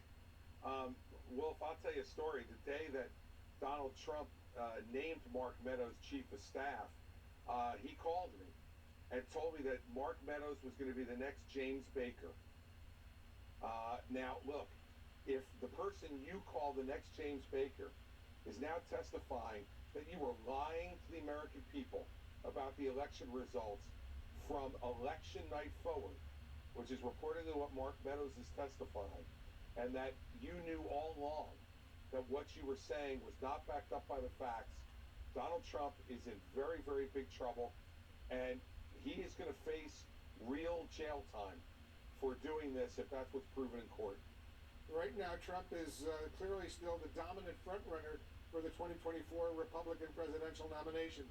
Will this latest development with Mark Meadows actually impact how voters, Republican voters, feel about the former president?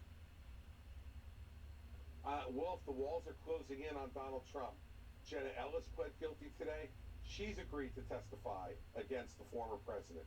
Sidney Powell's agreed to testify against the former president. Ken Chesebro has agreed to testify against the former president, not only in Atlanta, but also in the federal January 6th trial for Jack Smith, and now Mark Meadows. And Mark Meadows was, as you know, Wolf, Donald Trump's shadow the entire time he was chief of staff. He will know every conversation, every lie, every illegal action that was taken by Donald Trump. And he's going to be able to testify to it. And he's not going to be able to back off of what he told me, which was he considered Mark Meadows the next James A. Baker III.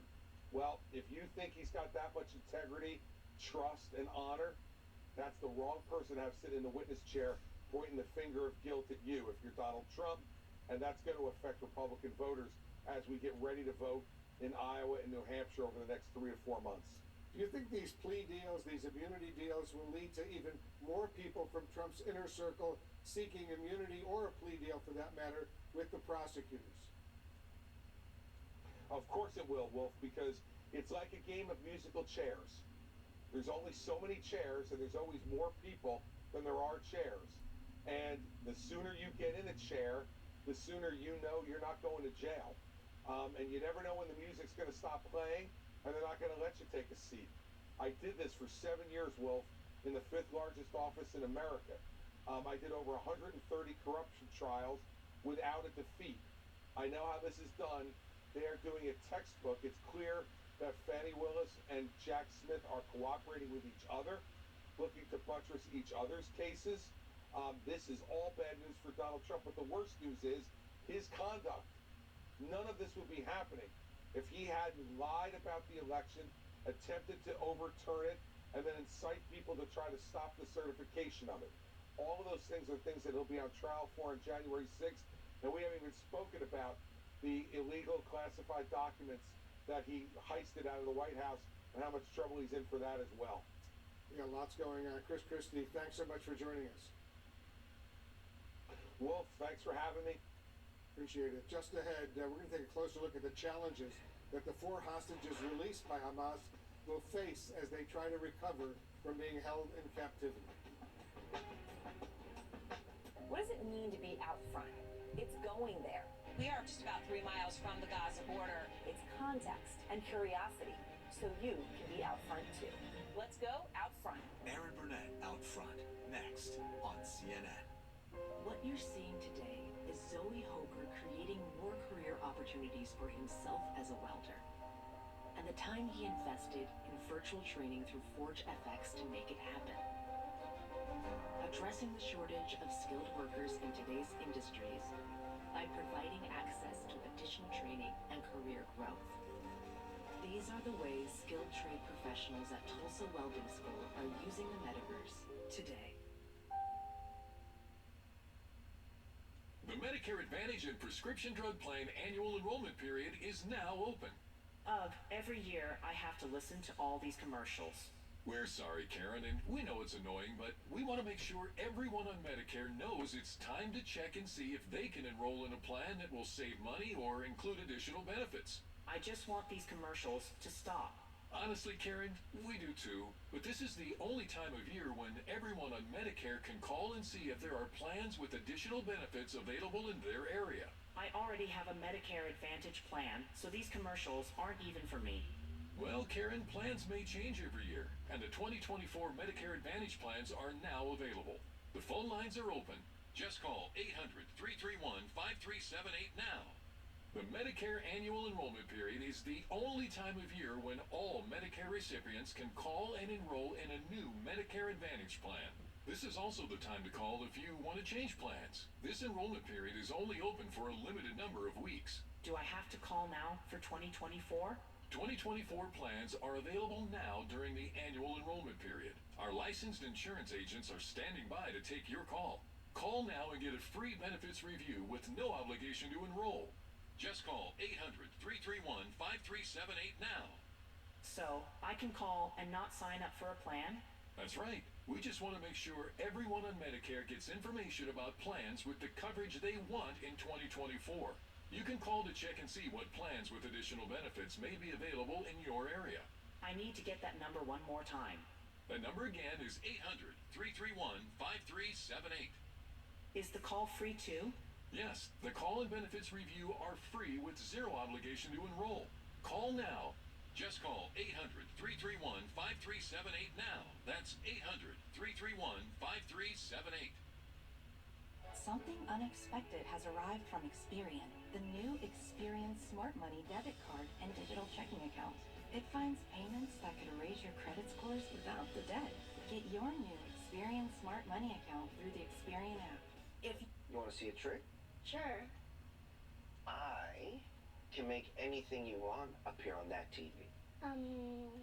Superheroes. Superheroes. Whoa. Cute animals. Cute animals. Wizards. Wizards. Would you like my trick? I saw the remote. With you, keeping the whole family entertained. Search endless content with the magical Ignite TV voice remote. Rogers, with you all the way. 8 million people in Canada live with chronic pain. It's a condition that can last for years and have serious impacts on both physical and mental health. That's why Pain Canada is uniting a national community to find support and to take action towards a common goal. A dramatically improved system of care and support for people with pain. Find practical resources and connect with our community at paincanada.ca. I'm Dr. Sanjay Gupta, and this is CNN. We're following breaking news. A diplomatic source telling CNN that the United States is now working with Israel, Qatar, Egypt, and Hamas to try to get more hostages free. Hamas has released 4 out of the more than 200 hostages it took captive during its assault on Israel. Now that the ordeal is over for these 4 freed hostages, their recovery process can begin. CNN's Brian Todd has the story. 85-year-old Yocheved Lifshitz, seen in this video shot by Hamas, shaking the hand of one of her captors as she was released. When asked why she shook his hand, Lifshitz said it was because her captors had treated her well and supplied all her needs. She later elaborated. They were very generous with us and very kind. They kept us clean and they made sure we ate. But Lifshitz also spoke about the torment of being held captive for 16 days and of her concern for her husband, Oded, who's still being held hostage. Had she come out and immediately done something completely opposite, maybe would endanger the life of her husband. Yocheved Lifshitz is one of 4 hostages who have now been released by Hamas. All 4 are women. Their road ahead, according to analysts, will be difficult. Even if they were shot or wounded in the initial kidnapping or their captivity, they are going to have mental scars. We are looking at a post-traumatic stress disorder here where they will have nightmares, they'll have flashbacks, they'll have intrusive thoughts, they'll have anxiety, they'll have depression, they'll have anger. Jason Rezaian, the Washington Post writer who was held in Iran for nearly a year and a half, spoke to us about the initial stages after being released. Those first few months are really difficult. It's not really natural to just kind of come back to freedom. And then couple that with sort of not being able to understand, hey, why am I not happier about this? It's a intense mix of feelings. Why wouldn't a former hostage feel happier about their newfound freedom? This is what we call that survivor guilt. Why me? Why am I free and these other people are still in captivity? And this is why it is so difficult for them to get through the process of reintegrating into society, because they feel a piece of them is left behind. And psychologists Jeff Gardere and Rezaian say there's another layer to this hostage situation in Israel and Gaza. The abruptness and confusion of it all, being taken hostage so quickly, then released as a war rages around you. A person that is whisked into a hostage situation, dealing with people that they don't know or don't get to know, and then they are whisked out again. It is something that is not helping their emotional balance in any way. And Jeff Gardere says in these latest cases there is yet another challenge. The fact that both of the elderly women who were just released, Yocheved Lifshitz and Nurit Cooper, have husbands who are still being held hostage, puts them in what Gardere calls psychological suspended animation. Wolf, a long road ahead for them. Certainly is. Our Brian Todd, good report. Thank you very much. Coming up, a CNN team visits an Israeli community just across the Gaza border that was devastated by Hamas paragliders. We'll have a live report when we come back. At Simply Safe, your safety is the only thing that matters. We designed smarter ways to detect motion for fast emergency response. We create HD cameras so you could see what's happening in your home from anywhere. All powered by Fast Protect technology, exclusively from Simply Safe for faster police response. Because in here, your safety is the only thing that matters. Advanced home security, 24/7 professional monitoring. There's no safe like Simply Safe.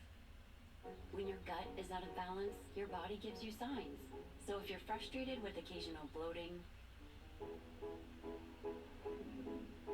gas, or abdominal discomfort, help stop the frustration and start taking Align every day. Align Probiotic was specifically designed by gastroenterologists to help relieve your occasional digestive upsets, so you can enjoy life.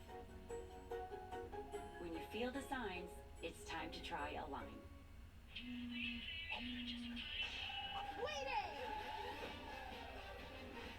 Wayfair's big sale is coming back. Get bedroom furniture up to 60% off. Area rugs up to 80% off. Kitchen and dining furniture up to 60% off. And free shipping on everything. Save big this Way Day, October 25th and 26th. Wayfair, you've got just what I need. Looks like it's frying time, huh? Dr. Garcia? Crest Reality Checkup. That trendy film on your teeth, it's actually the buildup of top bacteria, which can cause cavities in months. And your toothpaste just isn't cutting it. Most toothpaste quit working in minutes, but the antibacterial fluoride in Crest Pro Health protects for up to 12 hours. So I can stop cavities before they start. Can I get a latte? The #1 toothpaste brand in America, Crest. We've got questions about Medicare plans. Well, we've got a lot of answers. How can I help? Well, for starters, do you have a Medicare plan I can actually afford? How about a plan with a $0 monthly premium? Well, that's a great start. What other benefits can we get? Things like dental, vision, and hearing. But let me help you pick the plan that's right for you. Don't wait. Call 1-888 65 Aetna to get answers to your questions and pick a plan that's right for you. And let's make healthier happen together. To finally lose 80 pounds and keep it off with Golo is amazing. I've been maintaining, the weight is gone, and it's never coming back. With Golo, I've not only kept off the weight, but I'm happier, I'm healthier, and I have a new lease on life. Golo is the only thing that will let you lose weight and keep it off. Who loses 138 pounds in 9 months? I did. Golo's a lifestyle change, and you make the change, and it stays off. 5 billion people lack access to safe surgery. Thousands of children are suffering and dying from treatable causes. For 40 years, Mercy Ships has deployed floating hospitals to provide the free surgeries these children need. Join us. Together, we can give children the hope and healing they never thought possible. It's a mission powered by love, made possible by you. Give today. For moderate to severe Crohn's disease, Skyrizi is the first IL-23 inhibitor that can deliver remission and visibly improve damage of the intestinal lining. Serious allergic reactions and an increased risk of infections or a lower ability to fight them may occur. Tell your doctor if you have an infection or symptoms, had a vaccine, or plan to. Liver problems may occur in Crohn's disease. Control of Crohn's means everything to me. Ask your gastroenterologist about Skyrizi. Learn how AbbVie could help you save. The Hamas paragliders armed with guns is one of the defining images of the group's attack on Israel. CNN is the first American news outlet to gain access to the community they attacked. Jeremy Diamond has the story for us and a warning to our viewers. Some of the video in his report is graphic. On that day, Hamas delivered death from above. One after another, Hamas militants landed here in Netiv HaSarah, killing 20 people in this community of just 800. This is Jacobi and Bila Inon. That used to be like an American-style wooden house. Now this is all that remains. They were at home that fateful Saturday morning when Hamas terrorists burned their house to the ground, firing a rocket-propelled grenade or a shoulder-fired missile here. Jacobi's remains were found charred inside. All they found of Bila were her teeth. Hila Fenlon has called Netiv HaSarah home since she was a child, living within a few hundred feet of Gaza. And now we can see here that there's smoke from Gaza. Gaza is very close to us. Now, after surviving the October 7th attacks, she wants the world to know what happened here. It's a small community. Everybody knows each other. We know every person that lost his life here, and there were 20 of them. We went to 3, 4, 5 funerals a day. When eventually they brought them to be buried. This is her first time inside Nurit and Alon Berger's home since the attacks. Her first time seeing where her friend Nurit was killed. Sorry, it's too difficult for me. This is where Nurit Berger lived her final moments. She died after these Hamas terrorists attacked this house from the outside. And as she was sitting there dying, her daughters, her 3 daughters, and her husband, they went into this room. We're told that they left this door slightly ajar, hoping that the terrorists wouldn't think anyone was in here because the door wasn't closed. And they hid here, in this corner. 2 of the daughters injured by shrapnel and by bullets. For 40 minutes, they didn't make a sound, waiting for the men who murdered their mother to leave their home. I feel responsible to tell the story because I know today, it's been 2 weeks today after that damn Saturday, that our life turned into this. And I believe the world forgotten already. Today, telling that story looks like this. So everywhere you go, you have to travel with security. Everywhere. Huh? For the last 2 weeks, this is how it is. If you want to enter your home for 1 minute, you have to have somebody securing the house. And when you're this close to Gaza, you have only seconds to react.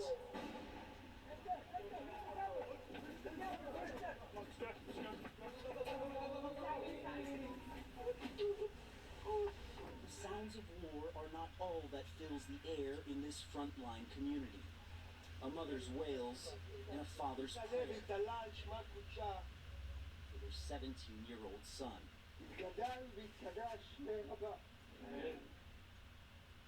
Every parent's worst nightmare come true.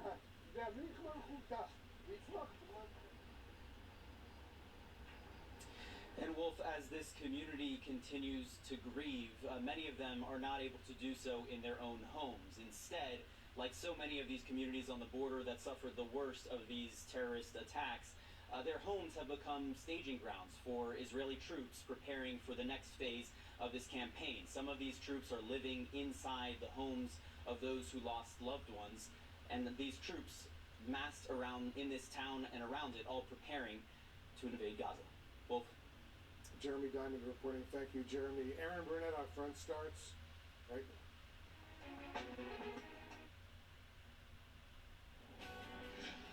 Up front next, breaking news, quote, "It's coming." That is the message tonight from the Israeli Prime Minister about an assault on Gaza. As we're hearing from the grandson of a hostage who was just released, what his grandmother is telling him about her time as a hostage in Hamas captivity. Plus, breaking news, U.S. intelligence officials revealing what caused that deadly explosion at a hospital in Gaza. We have a new exclusive dispatch from our producer inside Gaza tonight. His report, one of the most disturbing yet, about the situation he is living on the ground there. Also breaking tonight, Trump's former chief of staff, Mark Meadows, reportedly offering up damning testimony in exchange for immunity in special counsel Jack Smith's case. Let's go out front. And good evening. Welcome to a special edition of Out Front. I'm Aaron Burnett, live in Tel Aviv tonight, and we begin with breaking news. We'll have to pay a price. That's the quote, the message tonight from Israel's defense minister.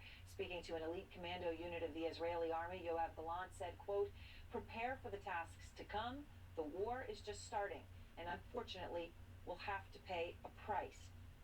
They have been clear that that price may involve the loss of life, and it is an ominous warning to the more than 300,000 troops alive, ready, in the prime of their life, massed on that Gaza border. Young men and women waiting for the command to go in and strike Hamas, to take that risk of death to do so. Today, Israeli Prime Minister Benjamin Netanyahu again met with those troops because they have been waiting for that command, of course, waiting for 17 days, telling them tonight, quote, "We stand before the next stage. It is coming." The next stage, Netanyahu also says today, will not be short, and the United States is bracing for what could be a lengthy and bloody battle. This is war. It is combat. It is bloody. It is ugly, and it's going to be messy. And innocent civilians are going to be hurt going forward. Soldiers will die. Fighters will die, innocent civilians will die, and some of the innocent civilians that are at risk are the innocent hostages right now being held in Gaza. Many, if not all, underground in the sprawling network of tunnels that Hamas has constructed in Gaza. Tonight, for the first time, we heard from one of them, 85-year-old Yocheved Lifshitz. She was released yesterday, last night, speaking today about what happened to her. She described being abducted by motorcycle from her home. She was abused and hit with sticks, and then in Gaza forced underground into Hamas's network of tunnels. We began walking inside the tunnels with the wet ground. It was moist all the time. We arrived at a large hall. There we were, 25 people. After 2 to 3 hours, they separated 5 people from a kibbutz near Oz. Lifshitz also talking about a moment that was captured by Hamas where she is seen shaking hands with one of her captors as she was being released. When asked why she would extend such a gesture of grace to one of her captors, she replied, "Because they treated us very nicely." Now in a moment, I'm going to speak to Lifshitz's grandson, who has seen his grandmother. He has spent time with her, precious moments since she was returned. And of course, while she is safe tonight, there are still roughly 200 hostages being held by Hamas. We still don't know the exact number. That does include Lifshitz's husband. Matthew Chance is out front in Tel Aviv with me to begin our coverage tonight. So Matthew, could we now be just hours away from a new phase in Israel's war against Hamas? Well, it's very possible. I mean, certainly Israeli officials have made it clear they're not backing away from that next phase, that second phase. But precisely what it's going to look like is less certain. Certainly we know that multiple sources have told CNN that the United States is trying to persuade Israel that it may be more efficient, more effective in terms of their objective to destroy Hamas, to use airstrikes and special forces raids in order to achieve those objectives, not necessarily a full-scale ground invasion. The other advantage of that strategy would be that it may create more space, more opportunity for these hostage negotiations that have been underway for the past couple of weeks, really, to yield more results. Already 4 Israeli hostages have been released from Gaza, 4 out of more than 220, and so that's worth bearing in mind. But today, one of those hostages, an incredible old woman, spoke to a journalist here in Tel Aviv about her experience. Take a listen. This is the extraordinary moment. An 85-year-old Israeli grandmother was released by Hamas. It's okay, let's go. Video recorded by the militant group. You can see her shaking the hand of a masked gunman. Shalom, or peace, she says, as she's led away. Back in Israel, Yeshevet Lifshitz is speaking about her hostage ordeal. I went through hell. They went on rampage in our kibbutz, kidnapped me, laid me over a motorcycle on the side, and flew with me through the plowed fields. They stormed our houses, beat people, some of them, like me, kidnapped. They didn't distinguish between old and young. The Hamas attack on a kibbutz of Nir Oz in southern Israel earlier this month left a quarter of its residents killed or kidnapped, including many children, according to Israeli officials. Yehevet described how she was forcibly driven away with her elderly husband and hit with sticks on the journey into Gaza. Her daughter, who helped translate her mother's ordeal to reporters, described where her mom and several other Israeli hostages were held underground in Gaza. There are a huge network of tunnels underneath. It looks like a spider web. The October 7th attacks, many of them recorded by Hamas gunmen themselves as they rampaged through Israeli communities, took an unprecedented toll, leaving at least 1,400 Israelis dead and more than 200, like Yehevet, kidnapped and taken to Gaza.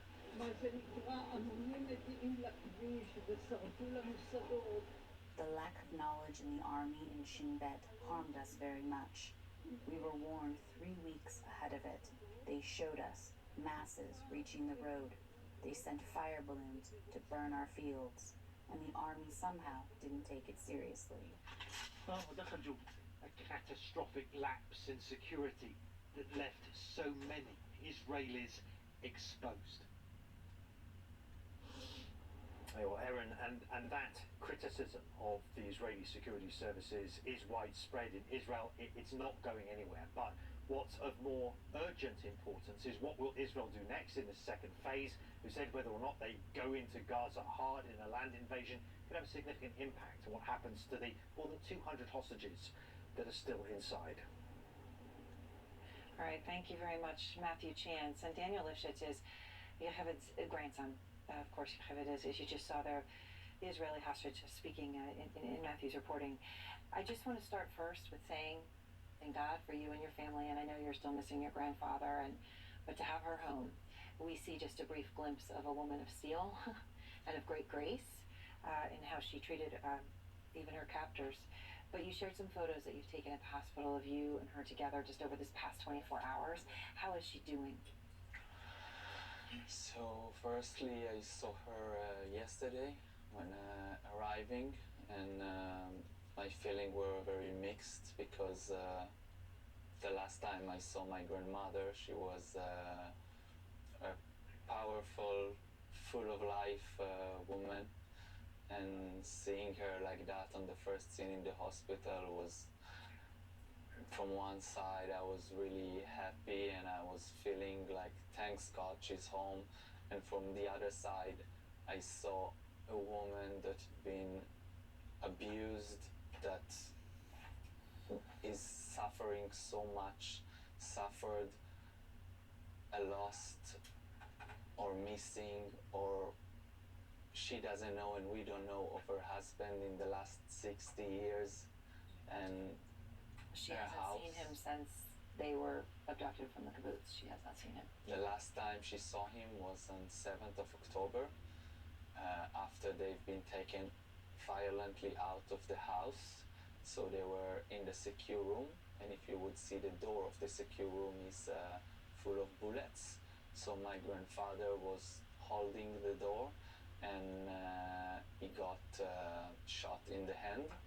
And when they went out, they took both of them, they took her on the motorbike and they grabbed him outside on the floor, she saw that.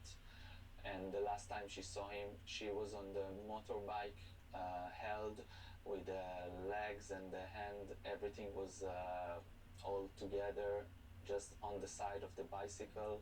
And she looked at him and she saw him the last time on the ground, wounded on the sand by the gate of the kibbutz, which I can't imagine worse scene than that.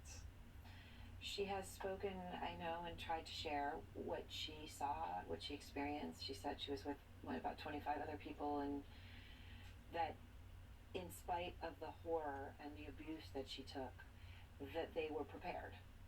The captors were prepared for these hostages. Mattresses, shampoo, she said that they were prepared for mass hostages. What else has she told you? So what else she told us is that the road there was horrible. She got beaten, and she felt like her ribs were broken. And when she arrived into Gaza, they moved her into a truck and took her to some place with another hostages. And from there they just walked them for very long walk through the tunnels, went down into the ground, long walk in a very humid place with some mud, and they took them, and then there they separate them for some rooms.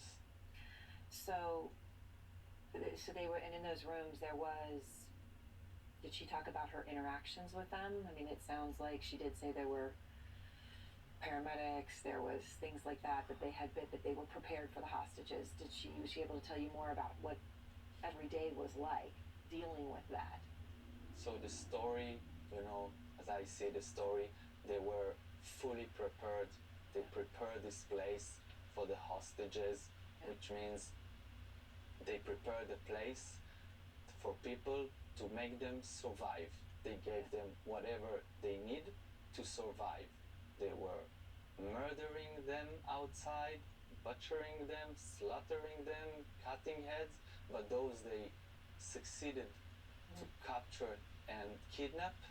They were ready to make everything for them to survive, as they are the cards to for what they want to achieve. Yes. I want to ask you about that image though, and when she was left, when the transfer happened, and she reaches back and she takes the hand of one of the Hamas gunmen. Do you find that moment striking, and what does it say to the world about your grandmother? So first of all, it says about her that she is, of course, a woman of peace, a woman of saying, the goodbye gesture for someone who took her and put her away from the horror she has been at, and saying, me, I saw it as well as shalom and goodbye, and a wish to never have something like that again, and a wish for those who stay there to be taken care and survive, and that the governments of the world and the leaders and everyone will do everything to bring those hostages back and send the message for the home of those people who are here, the families of those hostages, to tell them, you know, you still have your possibility to have your family member back. Daniel, thank you very much for coming and speaking with us, of course, after 2 in the morning here in Tel Aviv. And I'm joined now by Rob D'Amico. He's a former FBI agent. He's 20 years of hostage negotiating experience, talking about just what Daniel's talking about, how to bring the rest of these hostages home now that we know that so many of them, they're underground in the spider web of tunnels, Rob, mud. You heard what Daniel was describing from his grandmother. She was held at one point in a room with, she said, about 6 others, minimal food. Daniel was describing it to me. He was saying it felt to him like Holocaust food, cheese and barely enough bread. She didn't move locations though, but leaving the tunnel, that walk was very difficult. So what does this say to you about the remaining hostages? Well, one, Hamas knows their worth. That they have to keep them alive. They were taken for a reason, and now they have to protect them in order to use them the way their playbook is going to have them used. In the tunnels is one of the worst places they can be for Israeli troops should they ever have to go in and try to rescue them. It is so complex to get surprised. The fact that she said that each hostage had 1 guard, unfortunately tells me that guard is there in case of a hostage rescue to kill the hostage. Normally, you try to minimize the number of guards you have for a group of hostages. 2 guards guarding a room of 5 to 10 hostages, but having 1 on top of the other just tells me that they were preparing for the worst, that if a rescue attempt comes in there, that they're going to eliminate the hostages. Interesting. So you read into that they are prepared for, I'm just going to say this bluntly, Israeli special forces to try to come in those tunnels. And that you perceive it as they would be willing to get in a firefight, to die and to kill the hostages, if such a thing were to occur. Is that what you're getting at? I think it's twofold. I think, one, they want Israel to negotiate. So they want to show them that this would be the hardest rescue operation. One, there's 200, so locating them all, and then having them down in a tunnel where you can't come through walls, you can't do surprise, and then also saying that the guards are 1-to-1 with the hostages. I think it is both word out to the Israelis, you need to negotiate for them, you're not going to be able to rescue them. And I think if it does happen, that they are willing to die and kill their hostages over a rescue attempt. Sober thought. Right, Rob, thank you very much. I appreciate you taking the time. And a CNN investigation revealing how Hamas planned its deadly assault. We are learning a lot more about this, breaking new details, how they managed to do it in plain sight. And these new details are crucial. Landline phones, plans deep underground, how that actually mattered for surveillance. Astonishing new details. Broken by our Pam Brown next. Plus, Israel now dropping leaflets in Gaza, promising a reward for information on the 200-plus hostages remaining. I'm going to speak to an American father whose son is in Gaza, a captive tonight. And then living in fear. We're going to check in again with Mahmoud Shalabi. He lives in northern Gaza, is witnessing, he is living Israel's air assault firsthand. One explosion just coming 500 feet from his home. I wonder if I could buy and book online at discounttire.com and get the same advice I get from the experts at the store. You can. Let's try it. Get your best match in 1 minute or less with Treadwell. How come groups of rich men get to decide who lives and who dies? That's why I'm here. You're really the kid, ain't you? We are now effectively at war. If I want justice, I have to take the law into my own hands. This ain't over, Barry. It's getting real dangerous here in Lincoln. We have a war to win. What if we live to 100? I don't want to outlive our money. I keep eating all these chia seeds. I could live to be 100. We work within power. Even if we do live to 100, we don't have to worry. Not worried. Take control of your financial future to empower what's next.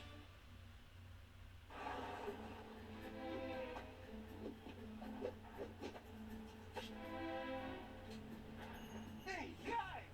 Let's do it! Protect your truck with laser-measured WeatherTech floor liners in the front. It's perfect! And under-seat storage system, no-drill mud flaps, the tech liner to protect the bed and tailgate, bump step to guard the rear bumper, and the cup phone to secure your phone. Yes! Guys? Order your American-made products at WeatherTech.com.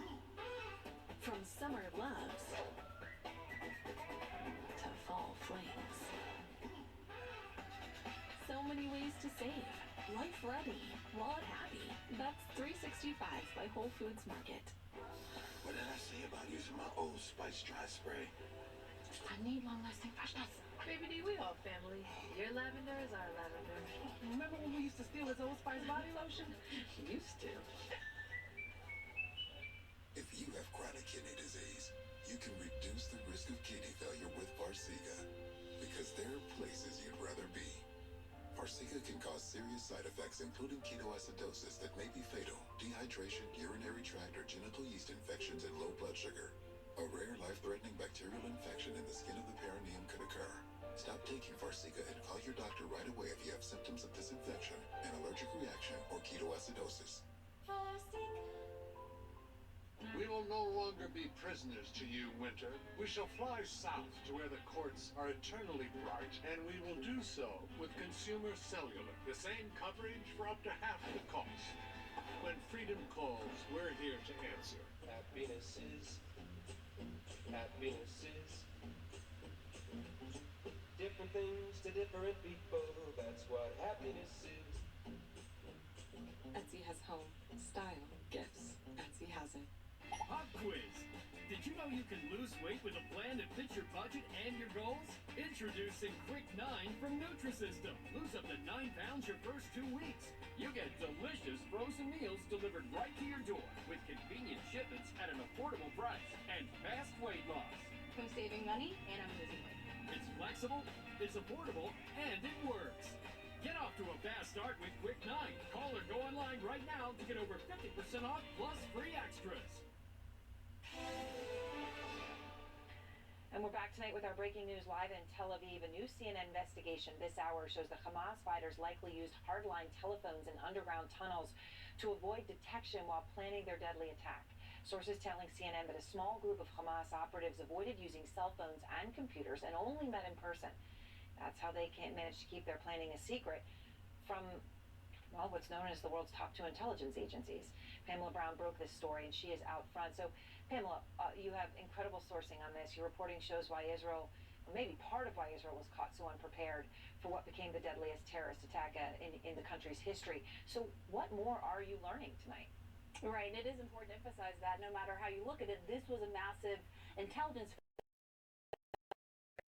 picture a little bit more about how Hamas was able to pull this off. And sources are telling CNN that a small group of Hamas operatives used hardwired phones in the tunnels beneath Gaza to communicate over a period of 2 years planning this attack. That's according to intelligence shared with U.S. officials speaking to me and my colleague Zach Cohen. So those old-fashioned landlines allowed Hamas leaders to communicate with one another in secret underground.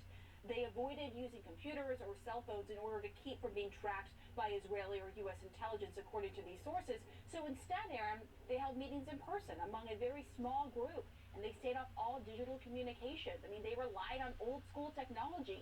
So this partially explains why Israel and the U.S. were so caught off guard by the attack, and how more than 1,000 Hamas fighters were able to pour across the border without being stopped, shown here as we've been showing the propaganda video released by Hamas. So all of this communication happened in the miles of the underground tunnel system that you've been talking so much about, Aaron, that's beneath Gaza, that the IDF nicknamed the Gaza Metro. And another way Hamas was able to keep this under the radar is that they kept the planning of the October 7th attack a secret, even from other members. So only a very small group knew about the mission until just before it was carried out, Aaron. And then Hamas ground unit commanders and fighters were in training for many months, and they were kept in a state of general preparedness, but only found out about the specific plans a few days before the terrorist attack, Aaron. Which is fascinating, because I know we've seen those specific plans, and they're dated a year ago, right? But it's interesting that they would have been given to them, not the men actually on the front lines, not far before. All of the detail. One of the things, though, to your point, Pamela, now makes so much sense. It had a list of phone numbers, and it looked like extensions. Yeah. You know, like office phone numbers, you know, not actual extensions, which fits with what you're saying. and it's just actually incredible to connect all these dots. I know that officials noticed that the Hamas training, of course, was happening above ground, right? It was happening over many months, and I know you've been reporting on, that they had built sort of fake kibbutz to practice on. What are you learning about that and how that was not observed? Right, and so that was one of the big questions, right? I mean, why wouldn't that have raised more of a red flag? Why wasn't there more preparedness? And what sources have told me is that some of the training above ground, it was observed, but it didn't ring major alarm bells. And that's because the thinking, I'm told by sources, was, oh, well, Hamas always trains people like this. This is routine.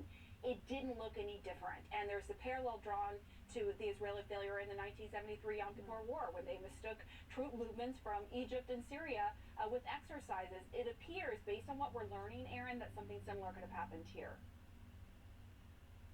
It's absolutely incredible, but with such important new reporting, I mean, it really does connect so many dots. All right, Pamela Brown, thank you very much with all of that breaking news. And it comes as the IDF tonight has intensified its efforts to track the civilians being held hostage by Hamas.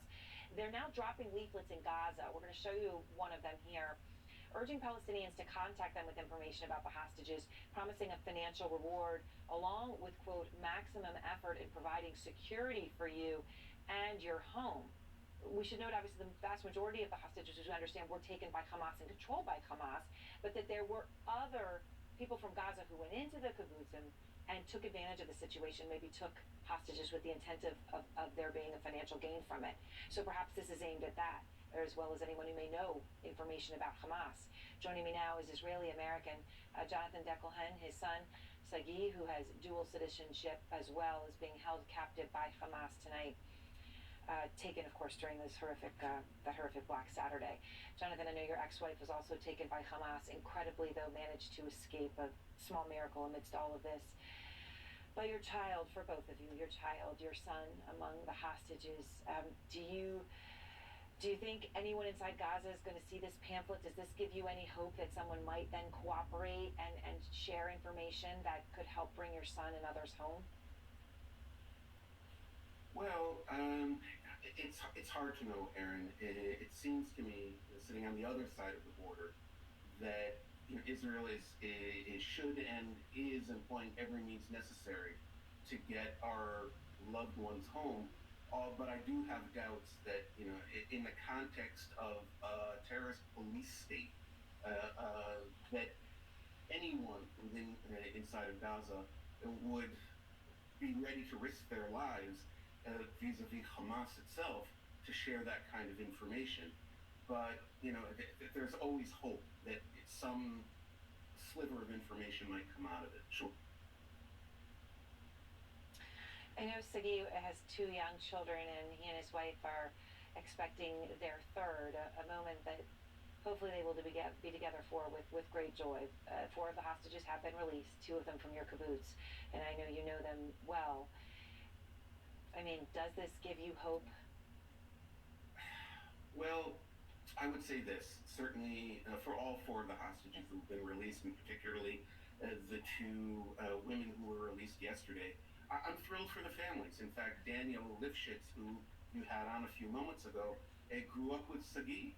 He and one other of the hostages, another hostage being held from Nero, were kind of 3 musketeers growing up on the kibbutz. So I'm absolutely thrilled for them. There's no question. But clearly what's going on here, and I think your reporting is showing this, that the releases up to now are part of a plan. They're part of a plan of psychological manipulation. It's very cynical. It's probably pretty effective. From the stockpiles of medications that they have put together, I would imagine from UN donations, to tend to keep these people alive underground. The 70-year-olds, the 80-year-olds, they probably have formula for the infants that is stockpiled, that they kidnapped from my kibbutz. Okay. So it's encouraging in one sense, but I don't think it's indicative of any desire in Hamas to move this forward with additional releases of hostages. It's amazing. It's amazing your ability to see the strategy, to see it, to be pragmatic about it. I can only imagine amidst all the emotion you feel. I know that your ex-wife was also taken captive, so they actually took her. She was an electric cart headed toward Gaza. An IDF helicopter shot at the terrorists and driver and killed them. I mean, it's an absolute miracle for her. She survived. She got away. She told us this, Jonathan, quote, "I walked to my house terrified that terrorists would shoot me in the back. I was determined to find my children. It was my war of survival to reach my children and grandchildren. The kibbutz is completely destroyed." Is there anything more that you want to share with us about what happened and how she's doing tonight? Well, she's recovering. She has multiple shrapnel wounds, and this was a story of immense determination. Her eyewitness account, she was taken not alone on that electric cart, but with another 10 or so women and children from the kibbutz, and we don't know what their fate is. Only she was able to escape. I think our mutual children and grandchildren are incredibly grateful that she was somehow able to crawl her way back about a mile and a half, surrounded essentially by Hamas terrorists who were looting the kibbutz, from everything from jewelry to our largest tractor, and picking up straggler captives as they went along. So her account and her seeing the kibbutz utterly destroyed, this kind of Garden of Eden botanical garden that we created in the middle of the desert is now a smoking hulk. It's an experience that very few people, I think, could survive and say anything about. No, it certainly speaks about her fortitude and her strength, and miraculous. Jonathan, thank you very much. Thank you. Out front now, Gershon Baskin. He negotiated with Hamas for the 2011 release of IDF soldier Gilad Shalit, who had been held by the terrorist group for 5 years. Gershon is an expert on Hamas and has been speaking with Hamas leadership since the October 7th attack. So Gershon, let me begin there, because there are very few people in this world who can say that they're doing what you're doing. You're speaking to Hamas daily. What are you able to share with me about what you're learning about the hostages or anything else from those conversations?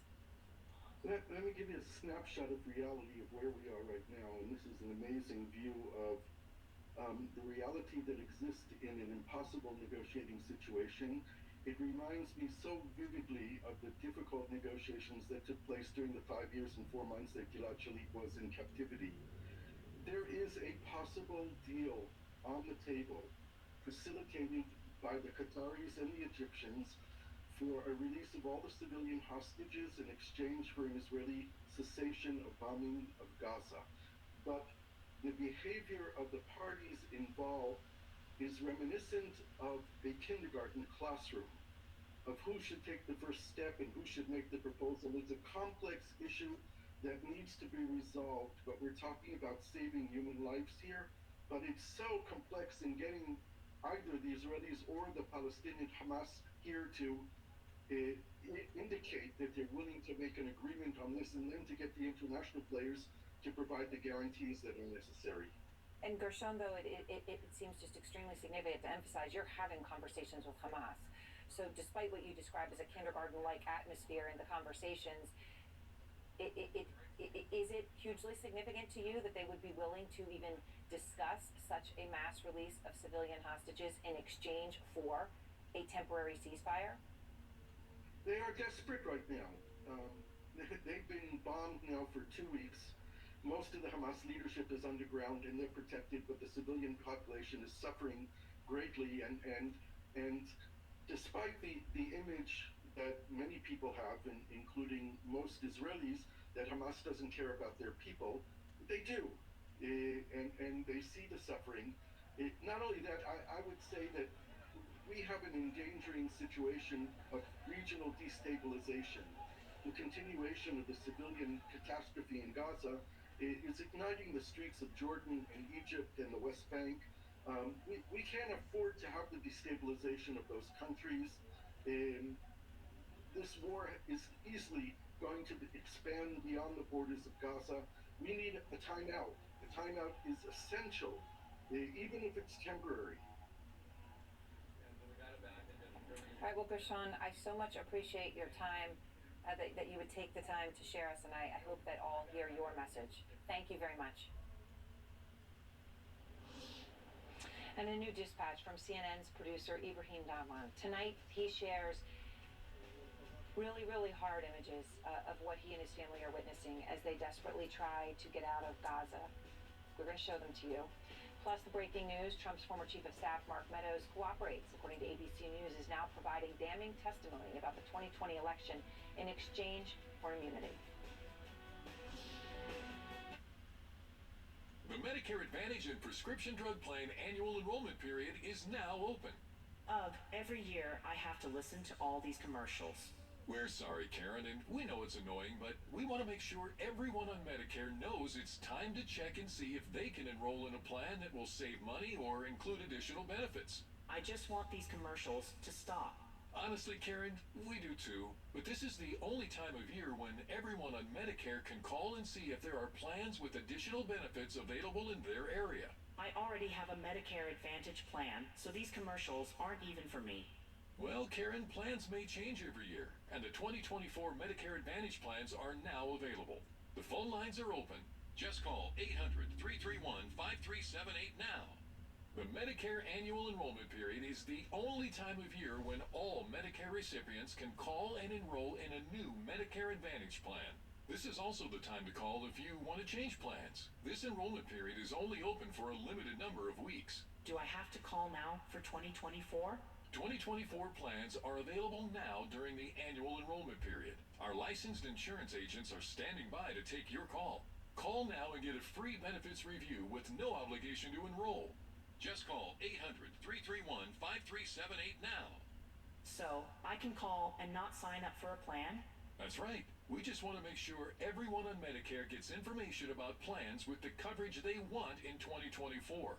You can call to check and see what plans with additional benefits may be available in your area. I need to get that number one more time. The number again is 800-331-5378. Is the call free too? Yes, the call and benefits review are free with zero obligation to enroll. Call now. Just call 800-331-5378 now. That's 800-331-5378. The Whole Story with Anderson Cooper is appointment viewing on Sunday nights. One whole story, one whole hour. The world's best journalists dig deeper into the stories they can't ignore.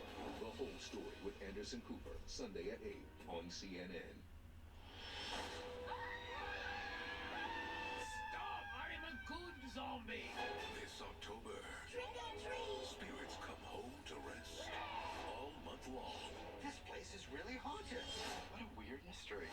With Hollow Stream on Disney+. We're gonna scare you. Boo. Home is where the hunt is. It's time. They put food on our tables, care for our loved ones, and help build our communities. Canada needs over 400,000 migrant workers to fill employment gaps and sustain our growing economy. Mosaic BC's Migrant Workers Program provides support services to migrant workers, but more needs to be done. Like many others, migrant workers also lost their jobs during the BC wildfires. Emergency funding is required to support worker needs. Help give back to these workers who give so much to Canada. Donate today at mosaicbc.org.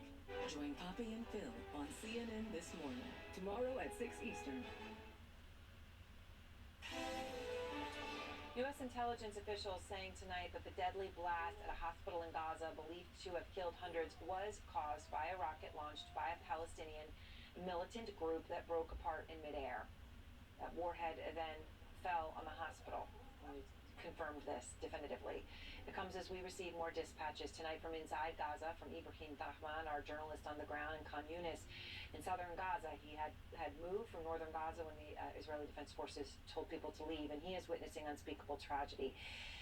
He shared with us some images tonight, and I want to warn you, I do want to give you some time to decide if you want to see them or not, because what he saw today, what he saw with his own eyes, is horrible. It's horrible, but this is what's happening there. He saw a man carrying a dead child. And the man behind him is saying, quote, "She is innocent. And there is someone in Arabic yelling, they do not want the face of that child to be blurred. You see the smoke plume in the aftermath of a strike.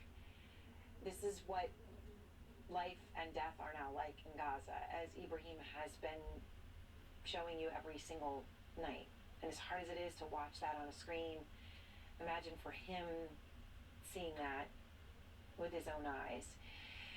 You remember how he documented his journey out of northern Gaza with his wife, Rasha, and their two young boys. Their boys are 7 and 11, and you see them there.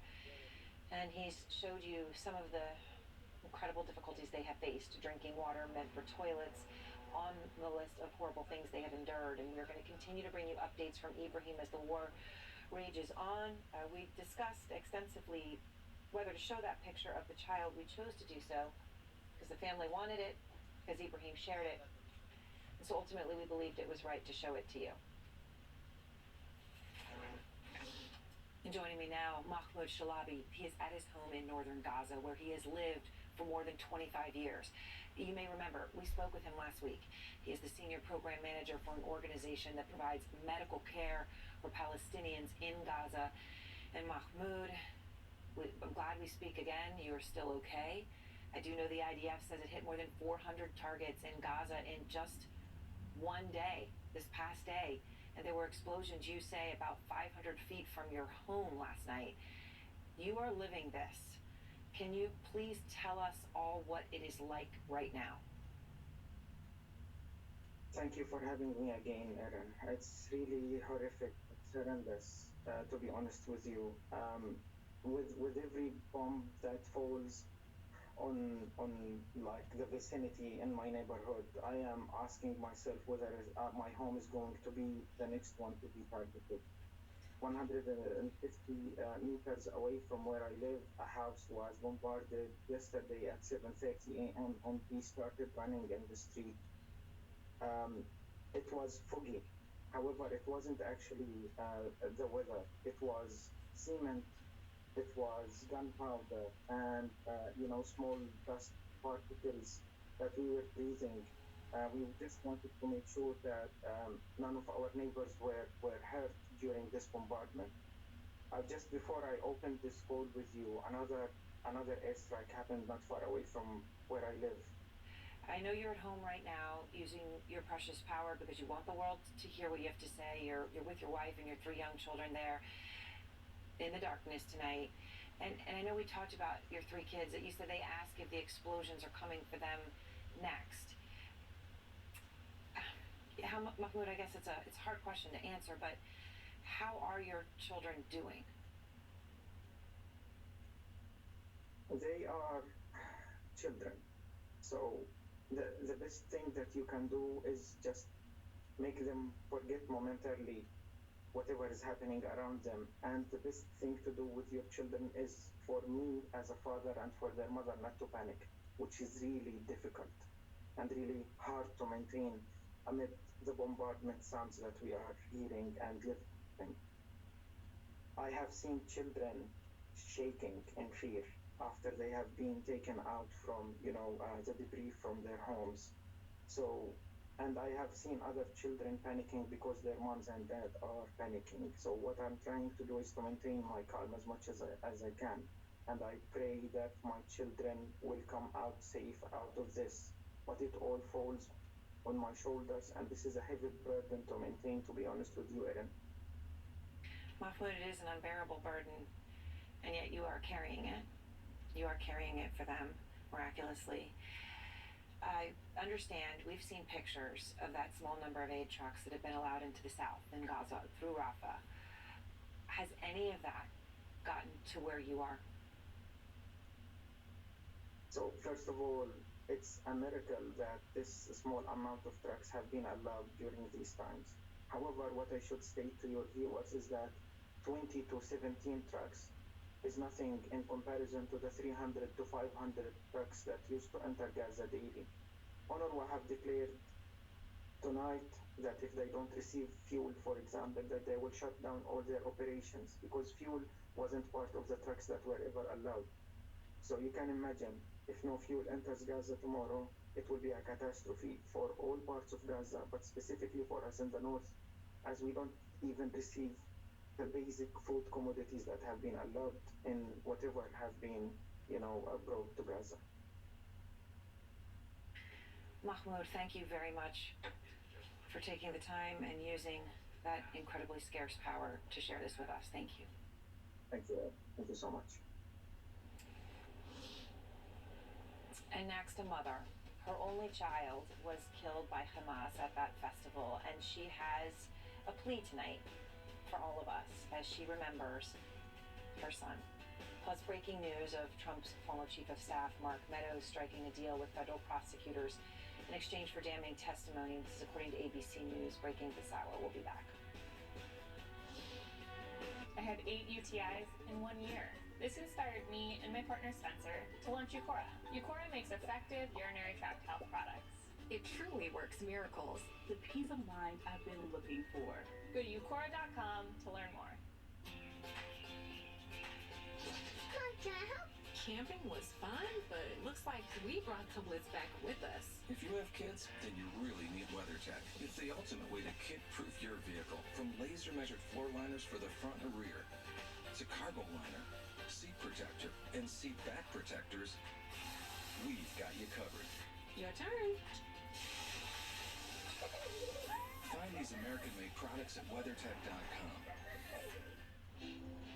I know my Old Spice long-lasting scents anywhere. That's me, Mr. Cole.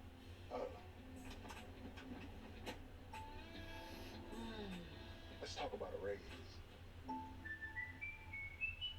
The first time you made a sale online with GoDaddy was also the first time you heard of a town named Dinosaur, Colorado. Just got an order from Dinosaur, Colorado. Start an easy-to-build, powerful website for free with a partner that always puts you first. Start for free at GoDaddy.com. I wonder if I could buy and book online at discounttire.com and get the same advice I get from the experts at the store. You can. What Who's in it? Get your best match in 1 minute or less with Treadwell. Experience the art of high-pressure brewed coffee with the L'Or Barista system. Enjoy richer, bolder flavors that satisfy your senses like never before. Inspired by French artistry and elevated by high pressure, it's a dramatically different coffee experience, complete with a kiss of velvet-smooth crema. The L'Or Barista Coffee and Espresso System, now brewing Pete's Coffee. If you struggle with CPAP, you should check out Inspire. No mask, no hose, just sleep. Learn more and view important safety information at inspiresleep.com. You dream about playing for your country. Can I get a witness? On the biggest stage.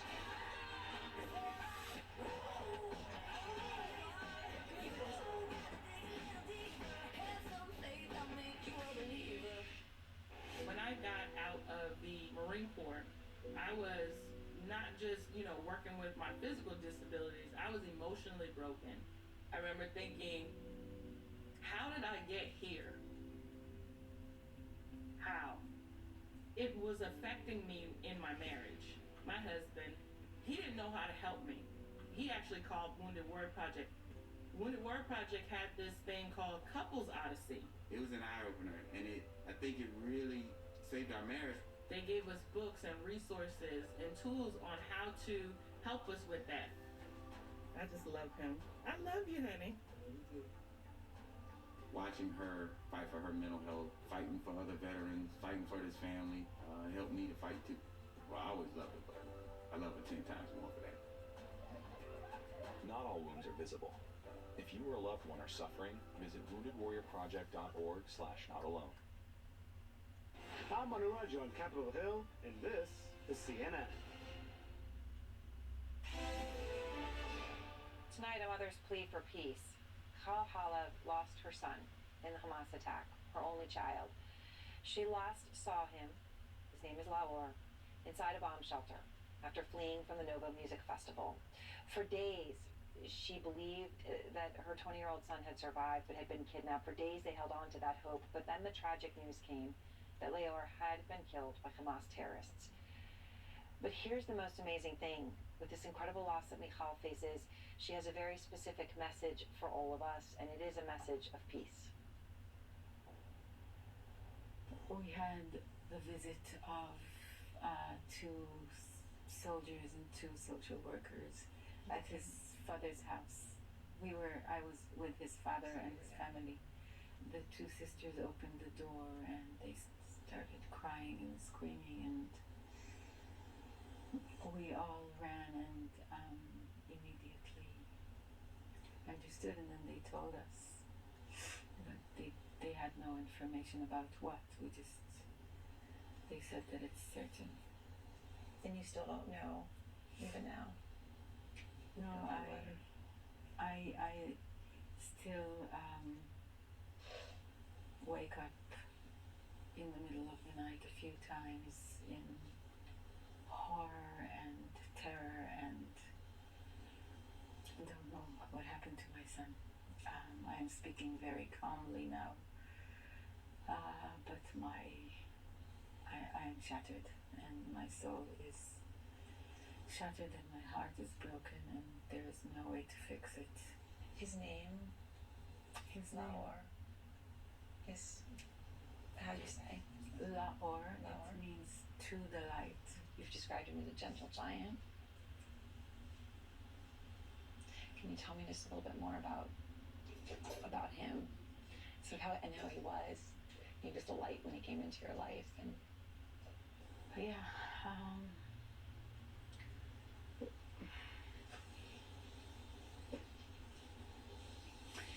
Yeah,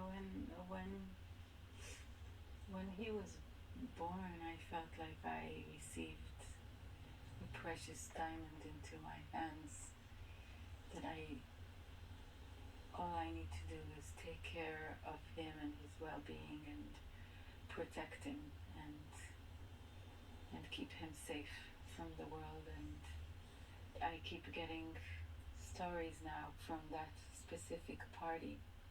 Survivors wrote to his father and to me saying, initially when the whole mess began, he was one of the first to tell people what to do, to show people the way, to give a glass of water to the scared girls that were with him. And yes, he is. I can't talk about my only son as someone in the past. He's a gentle, loving, beautiful human being. It's an incredible gift to be able to be that kind of a person. Yeah. And so it's not only that I lost the light and love of my life, but the world lost an amazing human being.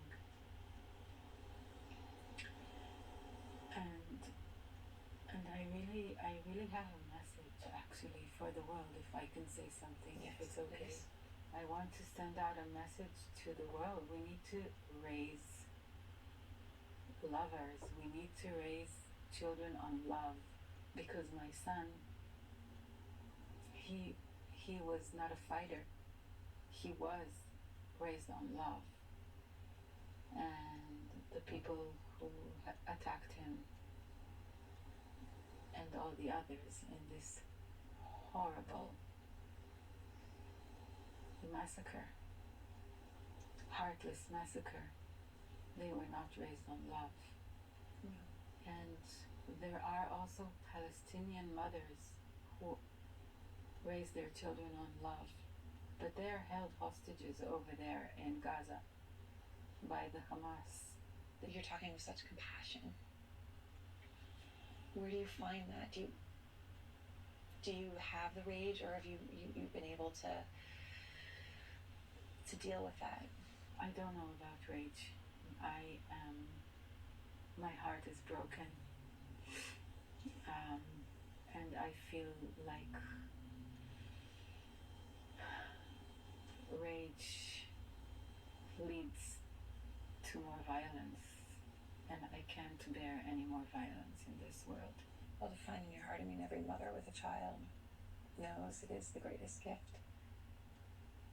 that any of us will ever have, wherever you're from. I mean, we know that. But yet for you to see that there are grieving mothers on the other side of the line. There's no difference. The Palestinian mother of a child and I are the same. We're the same. A mother is a mother. A mother is a mother. And Michal told me one thing that she learned about Lawar after he died. She found out that he had a girlfriend, and she has met his girlfriend. And what she said to me, as any parent, it is something to consider. She said it meant so much to know the great gift it was to know that her son had fallen in love, that he did not die before he knew what it was like to love another person. And that was something surely I'll never forget. And we'll be right back.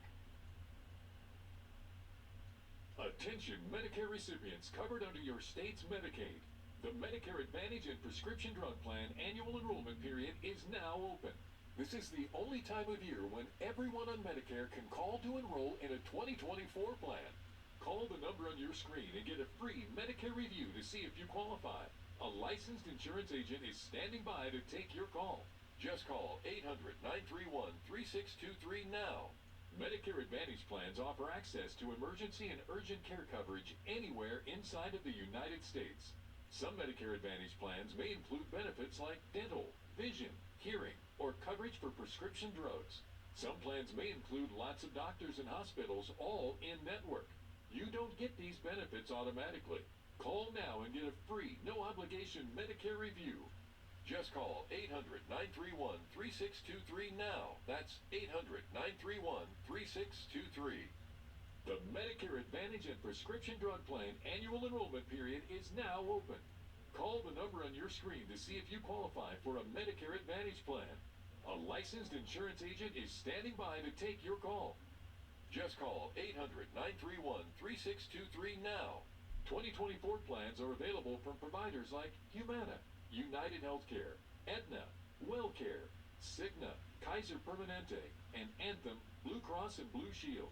Remember, Medicare Advantage plans offer access to emergency and urgent care coverage anywhere inside of the United States. Plans may include benefits like dental, vision, hearing, or prescription drug coverage. And some plans may include lots of doctors and hospitals all in-network. Remember, you don't get these benefits automatically. Call now and get a free, no-obligation Medicare review. Just call 800-931-3623 now. That's 800-931-3623. And other breaking news this hour, ABC News reporting that the former White House Chief of Staff Mark Meadows was granted immunity by the special counsel Jack Smith to testify before the grand jury about Trump's efforts to overturn the 2020 election. Meadows reportedly telling investigators that Trump was, quote, dishonest when he claimed he won the election. ABC says Meadows has met with investigators multiple times, and it comes as Trump's former campaign lawyer, Jenna Ellis, began to cry as she pled guilty in the election subversion case in Fulton County, emotionally saying she now has deep remorse, her words, over representing Trump. And in New York, Trump's former attorney, Michael Cohen, testified in his civil fraud case, the first time in 5 years that Cohen and Trump were in the same room together. Evan Perez joins me now in what has been a day full of breaking developments here. Evan, what else are we learning about Meadows making a deal with the special counsel, possibly? Well, Aaron, this is a deal that would be extremely important to the prosecution with this trial that is expected to get started in March of next year. Now, we know that Meadows, of course, was in the room, was with the former president during all of those times when he was pushing his claims of voter fraud after the 2020 election. And we also know that certainly we've reported that Meadows did testify to the grand jury in Jack Smith's investigation back. We reported that back in June. What ABC is reporting now is that he has met with the special counsel at least 3 times and has provided testimony, including to the grand jury, and that some of that testimony is damning to the former president, saying that he was dishonest when he claimed right after the election that he had won, and also that he told the former president that there was no evidence to support his claims of fraud. Of course, Aaron, we know that if indeed this is true, that Mark Meadows wasn't the only one who was telling Donald Trump that he did not have proof for those fraud claims. It's something that he was hearing from everyone inside the White House. Aaron? And Evan, of course, Meadows is one of the 18 co-defendants for Trump in that Fulton County case as well, where Jenna Ellis today became the fourth person of a co-defendant to plead guilty and agree to cooperate, and she did so obviously incredibly emotionally. Could we see Meadows make a similar deal now that you're seeing this happen again and again and again? Well, it certainly raises a lot of pressure on Meadows and in some of the other defendants. We know, of course, Aaron, at this point, Meadows is still contesting that indictment. He is still challenging that indictment in the appeals court, in the federal appeals court there in the 11th Circuit.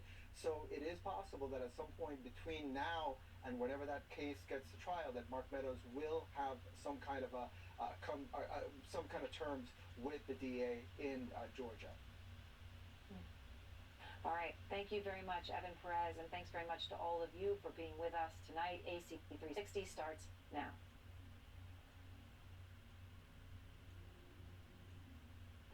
It is 3 a.m. here in Tel Aviv with the news right now and for the day ahead unfolding really on three fronts. The momentum towards sending troops into Gaza, the effort to bring out more hostages and in more than just the two pairs that we've seen so far, and the pressure on Israel to allow more humanitarian aid into Gaza, most notably fuel to power generators, especially at hospitals, 6 of which closed today, according to the World Health Organization, when the fuel ran out.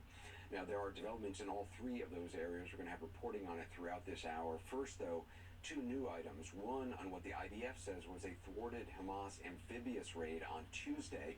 The other is a phone call, which was played today by Israel's foreign minister for the UN Security Council. Now, the recording was recovered by the IDF. CNN has independently translated it. We can't confirm the veracity of the audio itself or when it was recorded or how it was obtained by the IDF. The foreign minister says it was made by a Hamas gunman on a phone he took from a woman he had just killed. The gunman is speaking to his father in Gaza with his mother listening in.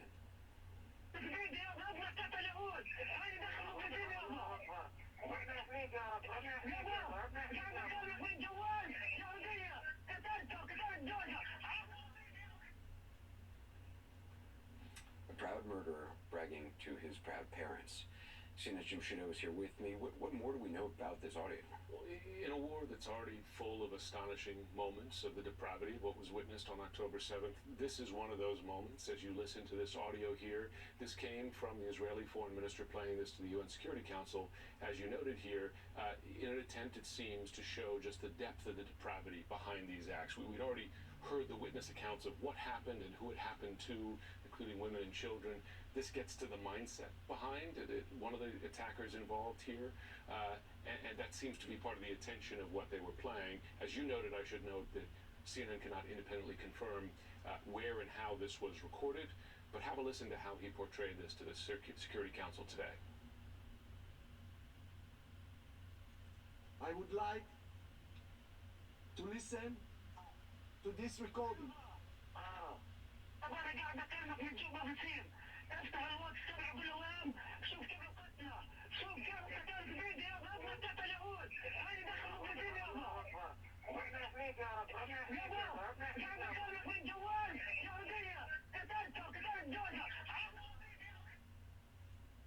This is a terrorist of Hamas. What he said in there in Arabs, he telling to his mother and fathers that he is proud that he has blood of 10 Jewish that he murdered. You know, what struck me listening to this audio here, and you and I have covered too many terror attacks. We can barely account for all of them. We will often see the depravity itself as it's played out. We don't often get a vision into the mindset of the people playing it out. And what you hear here is just the depth of the hatred, to the point where this attacker, a young man, would brag about it to his parents, and his parents would respond with pride. We've seen a new level of personalization in this terror attack. You know, in Christchurch in New Zealand, when the gunman slaughtered people, he live streamed it.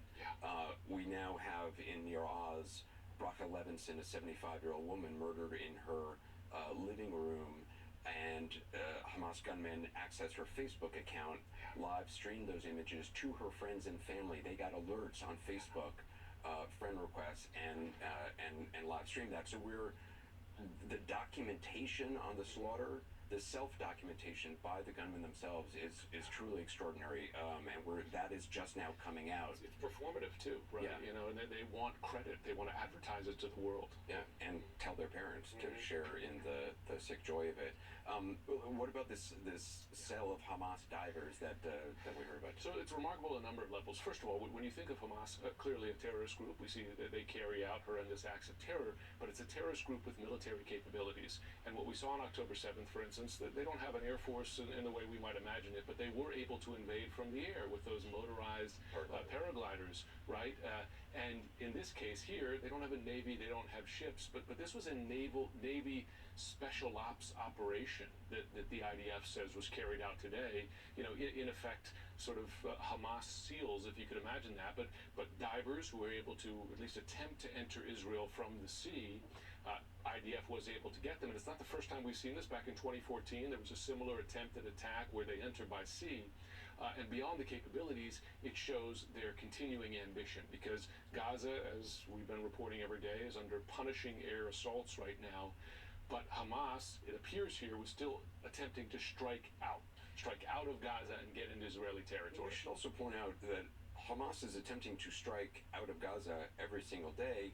We don't notice it as much because Israel has an Iron Dome system. So, but there are thousands of rockets that have been fired into Israel over the last several weeks. It is just that they're not killing all the civilians they would like to kill because of the Israeli defenses. And this shows that they're willing and able at least to attempt, not just from the air attacks via shelling and rockets, but also via a ground operation, and a fairly sophisticated one. Again, intercepted by the IDF, but one that shows the sophistication of their capabilities. There's, according to a U.S. official, there's a U.S. Marine Corps Lieutenant General James Glynn who's come over, who's obviously very experienced, and I believe, and particularly in urban combat. Is that correct? Experience in Fallujah. He commanded Marines in Fallujah. And the reason this is important, when I speak to military officials, the message that American commanders seem to be giving the Israelis is, we've seen this kind of war that you're contemplating here in Gaza, urban warfare with a terror group infiltrated throughout. We've seen it in Fallujah, and it was bloody, and it was long, and we outgunned them, but it was difficult. And in effect, part of the message is, you don't want that kind of war, right? And it's gonna take a long time, it's gonna have enormous costs. It seems that the recommendation is something more like a combination of airstrikes and smaller special operations raids, as opposed to a full-on kind of blitzkrieg attempt. And Glynn is the perfect person to deliver that message, because he commanded U.S. forces in Fallujah. Thanks so much. For more on all this, as well as American deployments in the region and the arrival, as we mentioned, of this three-star general, we're joined now by former retired U.S. Marine Corps General and CENTCOM Commander Kenneth McKenzie. General, appreciate you being with us. First of all, just an audio like that was played at the UN today, what is your reaction when you hear that? So, two things. First of all, it accurately captures the horrific nature of the attack. I mean, that's very clear. It's stark, it's ugly, it's frightening. So that I think it's a good memorial of that. But it also speaks to the difficulty of the operation that the IDF is contemplating to go into Gaza. These are the people that are going to be fighting in Gaza. They're going to be people who will hide behind civilians. They're going to be people who will do everything they can to fight, and fight very hard against the Israelis when they elect to come in. And I know that's why the IDF right now is carefully calibrating the nature and scope of its attack to accommodate this. I've talked to some former military officers who were in Iraq who, when asked about the comparisons to Fallujah or Mosul, said that they think what Israel is or has ahead of it in Gaza City, if they choose to go in, is maybe even more complicated than what the U.S. faced in Fallujah and what U.S. and Iraqi forces faced in Mosul, because of the civilian population. And I think it's an accurate assessment, Anderson. I believe, first of all, Hamas is better equipped. They have better equipment. They've had a long time to work at the problem, and they're going to present a multi-dimensional threat to the IDF when they come in. You're going to be fighting on the surface of the earth. You're going to be fighting underneath the surface of the earth in sewers, and then in the elaborate tunnel system that Hamas has had years, decades to perfect. Then, above the surface of the earth, Hamas is going to be flying small drones against the Israelis. Now, the Israelis will have better and far more capable drones. They'll be flying themselves, and the Israeli Air Force will be on top to provide precision fires. But it's going to be a very hard go, and I believe it's accurate to say this will be one of the most difficult urban combat problems any modern military has ever faced. And just one more observation, when you get into an urban environment, many of the technological advantages of a technically superior force are partially erased because you're at such very close range with your opponent. We prefer to have a little standoff. You're going to be fighting room to room, up and down stories in a single building. It's going to be a very, very close battle. And that tends to then actually devolve on the quality of small unit leadership. Who are the small unit leaders? Who are going to be able to keep their soldiers in the fight going forward? It's going to be a tough go. I've read accounts of so-called tunnel rats who fought for the U.S. in the U.S. Army during Vietnam, and the Marines around Cu Chi and other places. I assume tunnel warfare has evolved a lot, the sophistication of these tunnels. How do you fight in tunnels? Well, you eventually got to go down in them. Now, I'm sure the Israelis will use robotics. I'm sure they'll use all kinds of sophisticated techniques to get down into the tunnels. But you're eventually going to have to go down there, and I would expect that's where many of these hostages are going to be held. Although I would note, at least from my observation, the hostages are clearly important. That's very important to us all. But Hamas is going to use the entire civilian population of Gaza as hostages in this attack. They're going to attempt to manufacture mass casualty events so they can play that out in the information space against the IDF. The IDF is going to work very hard to mitigate those opportunities through careful consideration of collateral damage when they strike targets. But the simple fact of the matter is, on this battlefield, civilians are in fact going to die despite the very best efforts of the IDF. And they'll try to minimize that. I know they will. I know these leaders. I know the capability of the force that's going to go in. However it goes in, whether it's a broad front attack, whether it's a pinpoint raids by special operations forces, whatever the scope and scale of the attack is, the Israelis will attempt to minimize casualties. At the same time, Hamas is going to work relentlessly to maximize civilian casualties in every way that they can. What's different also about the comparisons to Fallujah and Mosul is just the presence of cameras and social media and the information moves faster than it did even, as recently as the fight in Fallujah and Mosul. So it is, you talk about a multi-dimensional fight. That is another dimension to this, isn't it? It is. The ubiquity of personal communications, the internet, the web, the ability to reach out there. But not only the technical changes, but we've seen a difference in the approach to information. Like I'll tell you, for most of my career, the event was what was important. An event occurred and you talked about the event. In the world of today, and particularly we see it with Hamas, there's no relationship with the truth necessarily with what they're saying. I believe the Israelis will seek to have a relationship with the truth. That means you're always going to be slower because you want to check your facts. It also means you're occasionally going to be wrong, and you'll acknowledge that you're wrong when that happens, as the Israelis have and as we have many times over the past few years. But I think Hamas has no requirement to have a relationship with the truth or even have an event occur in order to spin something into the vast and infinite web. And they'll use that. That's another tactic they'll use relentlessly. They're using it now, and they'll use it in the future. General McKenzie, it is really good to talk to you. Thank you so much. I want to talk more now on the hostages and the effort now underway to secure their release in larger numbers in the two yesterday and two on Friday. Seeing as Clarissa Ward has the latest on that. She joins us now from Cairo. So what do we know about these negotiations? So this is a very delicate dance that's going on now, Anderson, with multiple parties involved. The Qataris playing a very prominent role in trying to broker some agreement. Basically, Hamas is asking for a pause that they say would allow them to consolidate all the different hostages that they have into one place, and that they would then release them in exchange for fuel and in exchange for aid. Israel has said, no way you're getting a pause, because if we give you a pause, you'll be able to regroup and consolidate your own forces. Then the Americans are saying to Israel, please can you avert or at least delay a ground invasion, because we're worried that that would have a negative impact on these hostage negotiations. Sources telling CNN that they believe maybe the Israelis will delay somewhat, but they don't think that time frame will slip beyond a few days. So clearly we're getting to like a very crucial stage with these hostage negotiations, but there's still a huge amount of daylight between the various different parties that are involved.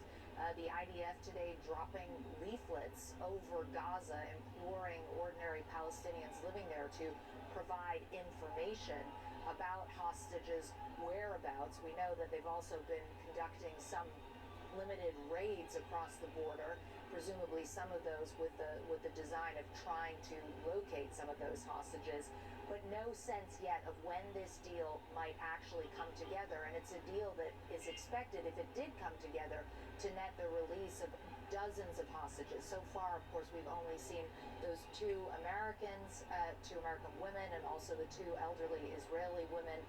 This is a much more ambitious negotiation, and as a result, it's also a lot more complex, Anderson. So the dispute is over fuel, and I mean that is something that Hamas is saying they want.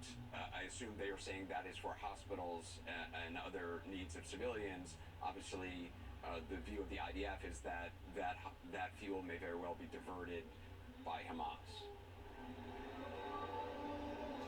This is interesting because we've seen the Israeli position move back and forth just in the course of one day, Anderson. Earlier in the afternoon, the head of the IDF came out and said that they did believe that fuel should be able to get to civilians, and they were going to come up with some kind of mechanism that will prevent it from being taken by Hamas. And then a few hours after that, we saw a spokesperson for the IDF come forward and say, actually, no fuel is going into Gaza because we believe that Hamas is going to use it for their own military aims.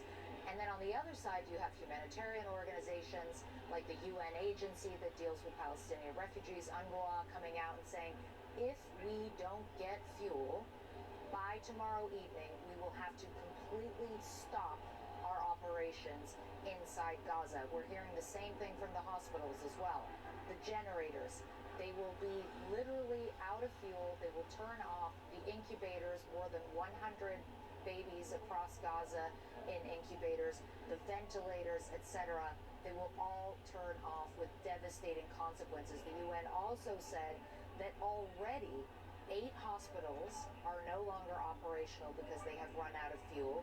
2 other hospitals have also had partial outages or have had to cut off part of their operations because of the fuel crisis. So fuel definitely seems to be very much at the center of the hostage negotiations, and it's certainly very much at the center of the desperation in terms of getting aid to people inside. Commissioner Ward, thank you from Cairo. The International Committee of the Red Cross has been coordinating the handover of the freed hostages. You've been seeing that. Earlier tonight, I spoke with Fabrizio Carbone, the ICRC's regional director for the Near and Middle East. Fabrizio, what's the latest you can tell us about the ongoing efforts to release hostages? I know, obviously, there's a lot you can't say. Look, I mean, the most important thing for us is first to reach out to Hamas and be clear on their obligation. I know that for the time being we hear a lot about negotiation and very transactional approach, but it's also important to remind all parties, and in this case especially Hamas, that he has a unilateral obligation to protect the people he has under its control or who are hostages, that we should have access to them, that those people should be entitled to communicate with their family, and the ones who are hostages should be simply released because it's not acceptable and it's not allowed. As simple as this. That's the starting point. at least for us as humanitarian organization. There have been lots of concerns raised by Israeli officials about humanitarian supplies being taken from relief agencies used by Hamas, fuel that should go to a hospital perhaps being taken. Is that something the Red Cross the International Committee of the Red Cross has had problems with in Gaza? Is that something you would call out? Yeah, for sure. I mean, we are, as many other humanitarian organizations, confronted to these challenges all around the world, and I think we have the systems in place to be sure to do whatever we can to make sure that the assistance we bring goes to the right person. If today we bring medical supply, we go to the hospital and we see where it goes and to whom it goes. In our case, when it comes to fuel, we mainly provide it to pumping station, to hospitals, so the risk of diversion is quite low. I understand the concern, it's a legitimate concern, but in my view, it doesn't justify the fact that we would not be allowed to bring, in this case, fuel. Now, what we try to do is also to focus on people. And I think one of the main challenges we have in conflict, especially in a conflict like the one we're facing today in Gaza, which is emotionally emotions are really high, and both parties, and I'm not judging if it's right or wrong, have a narrative of survival. And when you are in a conflict where all parties have a narrative of survival, it's really hard to make the case for simple, basic humanitarian values. But that's why it's important, I believe, to have an organization like the RCIC who could just take a step back and remind that, yes, it's painful, yes, you want revenge, yes, you're afraid, but nevertheless, you need to preserve a space of humanity. And it sounds a bit naive when we see what's happening around us, but it sounds naive, but it's not, because the reality of conflict is so brutal that if you don't preserve this small space of humanity, the day after will be way more difficult. Fabrizio Carbone, thank you so much for being with us and for what you do. Thank you very much. Of that term, trying to preserve a small space of humanity. Not an easy thing to do in a war. Ahead tonight, a potentially big development back home. New reporting that former White House Chief of Staff Mark Meadows was granted immunity by Special Counsel Jack Smith, who's reporting it and what it could mean for the former president a bit later in the hour. Next, though, from here, my conversation with the daughter of one of the two women who was freed by Hamas last night, how her mom is doing. And as we go to break, some of the names and faces which we'll be showing you throughout the hour of the many others taken, like her mom and dad, from a kibbutz called Nir Oz.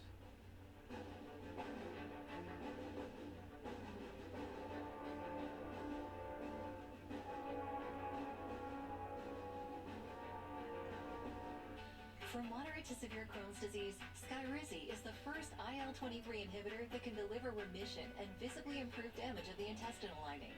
Serious allergic reactions and an increased risk of infections or a lower ability to fight them may occur. Tell your doctor if you have an infection or symptoms, had a vaccine, or plan to.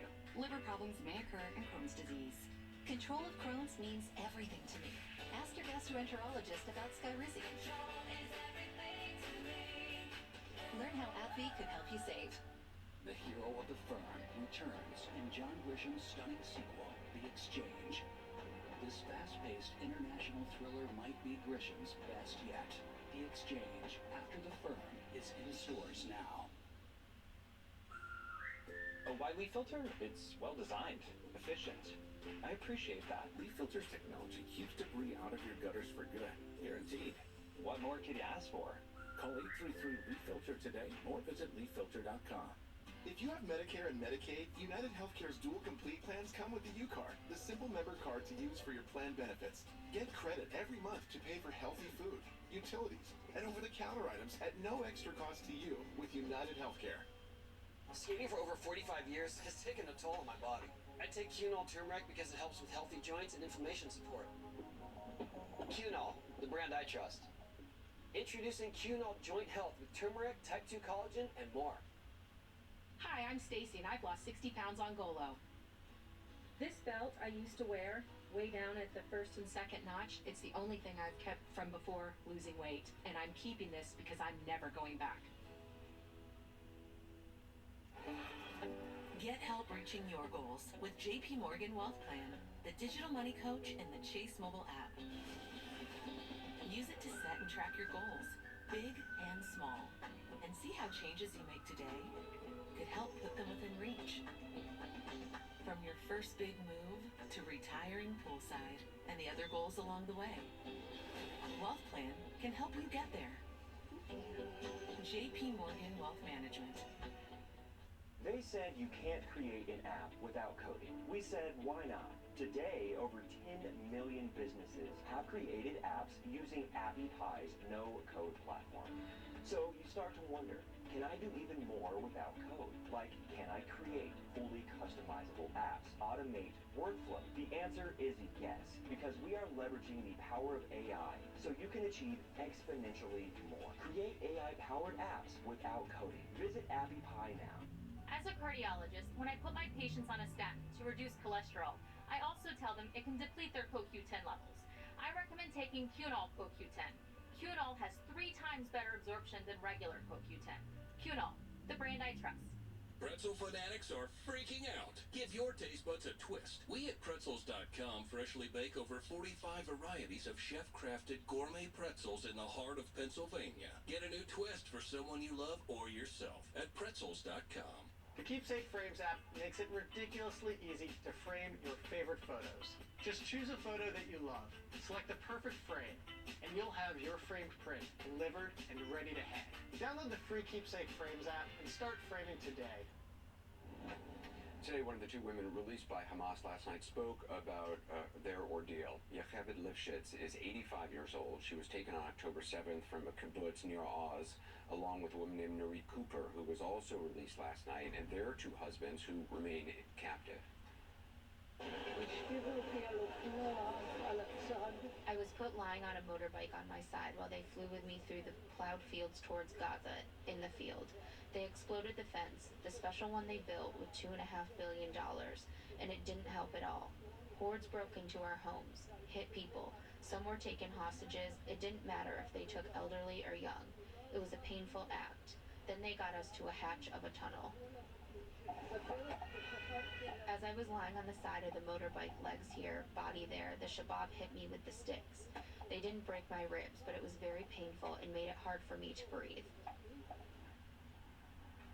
Well, the woman by her side during that press conference on the left, that's her daughter, Sharon. We spoke first last night on this program. She was at London's Heathrow Airport on her way here. She got here this morning. When we spoke again this morning, she had just returned from the hospital where she found her mom sleeping peacefully. How is your mother doing? My mom is looking okay, a bit thinner. It seems that she did get a basic medical care. The nurse said she's very sharp and very communicative, and she wants to tell everybody what she knows. She's really the first person that have been with other people there, and I think she's very aware that she can pass on information. I know that she was with some children, it seemed, and then she would have done quite a lot of work with them. I don't think she kept kind of sitting in a corner. So she will be able to help families with information about their loved ones. Yeah. That's huge. This is a wonderful moment, but it's also, I'm sitting here talking to you, not just to rejoice about my mom's return, wonderful as it is, but to remind everyone that we are still in the situation, that there's over 200 people missing, and that we want them back. We need to make sure that the governments of the world that Qatar continue to do its work, that we all work together, we stay focused, we bring these people home. My mom is back, and that's a ray of light, an amazing, beautiful, bright ray of light, but there's a lot of darkness. You've been to the kibbutz, you've seen what we're facing. People are going through funerals every day. Only from our kibbutz, there's still about 77 people missing. This is a kibbutz of some 400 people. Yes. So at least we're talking about around 1 in 3 to 1 in 4 persons that is killed or missing. Sharon Lifshitz knows them all. Bracha Levinson, Adina and David Moshe, Carmela Dan, and her granddaughter Noya, just to name a few. My father taught Noya the piano. My mom, she will come and make her cookies. She was one of her kibbutz grandchildren. We are all interconnected. It's like Bracha, she had a smile for me that is so beautiful and so loving and so loving together, and so are many other people. I knew them all my life, and they changed my nappies. I know that for my mom and dad, they would say, look after the kids, and to lose Noya and to lose all these kids, that will break my parents' heart. Your mom and dad would have wanted the children to be released first. Yeah. Sharon's father, 83-year-old Oded Lifshitz, is still missing. They believe he's being held hostage. My father and mother got separated early on. My father, it seems, was injured, and we don't know more about him. So we're still in the dark. He was a well-known journalist, a peace activist. He cared a lot about people. He wanted a very different path for this country. I've read that your dad, in retirement, would belong to an organization that would pick up people from Gaza who needed cancer treatment and drive them to a hospital in Israel, drive them back and forth for their appointment. Yeah, and he will bring some grapes, and he will bring some cookies, and will bring some bottles of water to make sure that if they don't have enough provisions, and he will talk to them because he spoke Arabic, so he could communicate with everyone. And he participated in in being a human. Yeah. He participated in being a human. And I think that's something for all of us to take from it, that I really do believe that we should also participate in the little acts of kindness that makes the difference. Even now. What's the alternative? What's the alternative? The bloodshed. I don't enjoy any death. Not for anyone. I don't see. It doesn't make me feel better. It just makes me so sad that in our world we're creating so many stories of trauma and destruction. And that's something that comes from your parents. That's something you learned from them. And from the community. My father was very practical. He fought in wars. He thought that you should work always for peace, but you should defend yourself. He wasn't naive, no. And he believed firmly in peace because he saw war. He saw what it does. And I think peace is worth working towards, and see other people as human. Fight when you need to fight to protect yourself, but never for revenge, never for your ego, just for protecting. And do you think your father still feels that, even though he's being held I captive? don't think he's got another capacity in him. I think he thinks that this has come to that because of mismanagement by governments, because we are looking at the story rather than the humans, because there's two nations that are not working towards living together. Sharon is still shocked by the brutality of the October 7th terror attacks. It was beyond anything we ever imagined. And like her mother, critical of Israel's failure to prevent the massive loss of life. We have not been prepared. We have been destroyed. And the army did not come for 7-8 hours. This is exactly what Israel was built for, isn't it? To protect the Jewish people. It totally failed in that this time. When her mother was released, she shook the hand of a Hamas gunman which has been criticized by many in Israel. She was shaking the hand of the Hamas person. It's very typical my mom. She loves the human, so she loves human beings. Yeah, but she will talk. She'll come off the plane and she made 3 friends, and she's always curious about people. And I know that when I saw it, I thought, yeah, of course she did. She acknowledged him as a human being, horrific as everything is.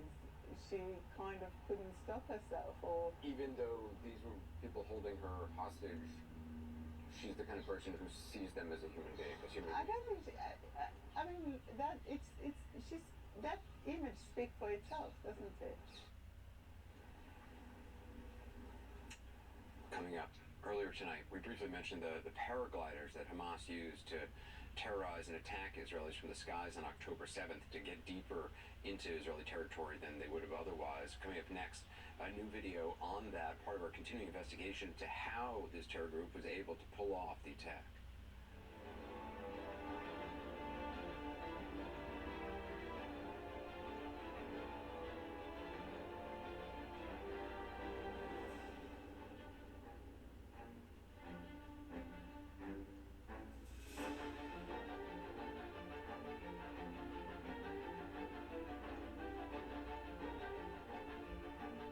Teeth sensitivity is so common. Immediately it feels like somebody's poking directly on the nerve.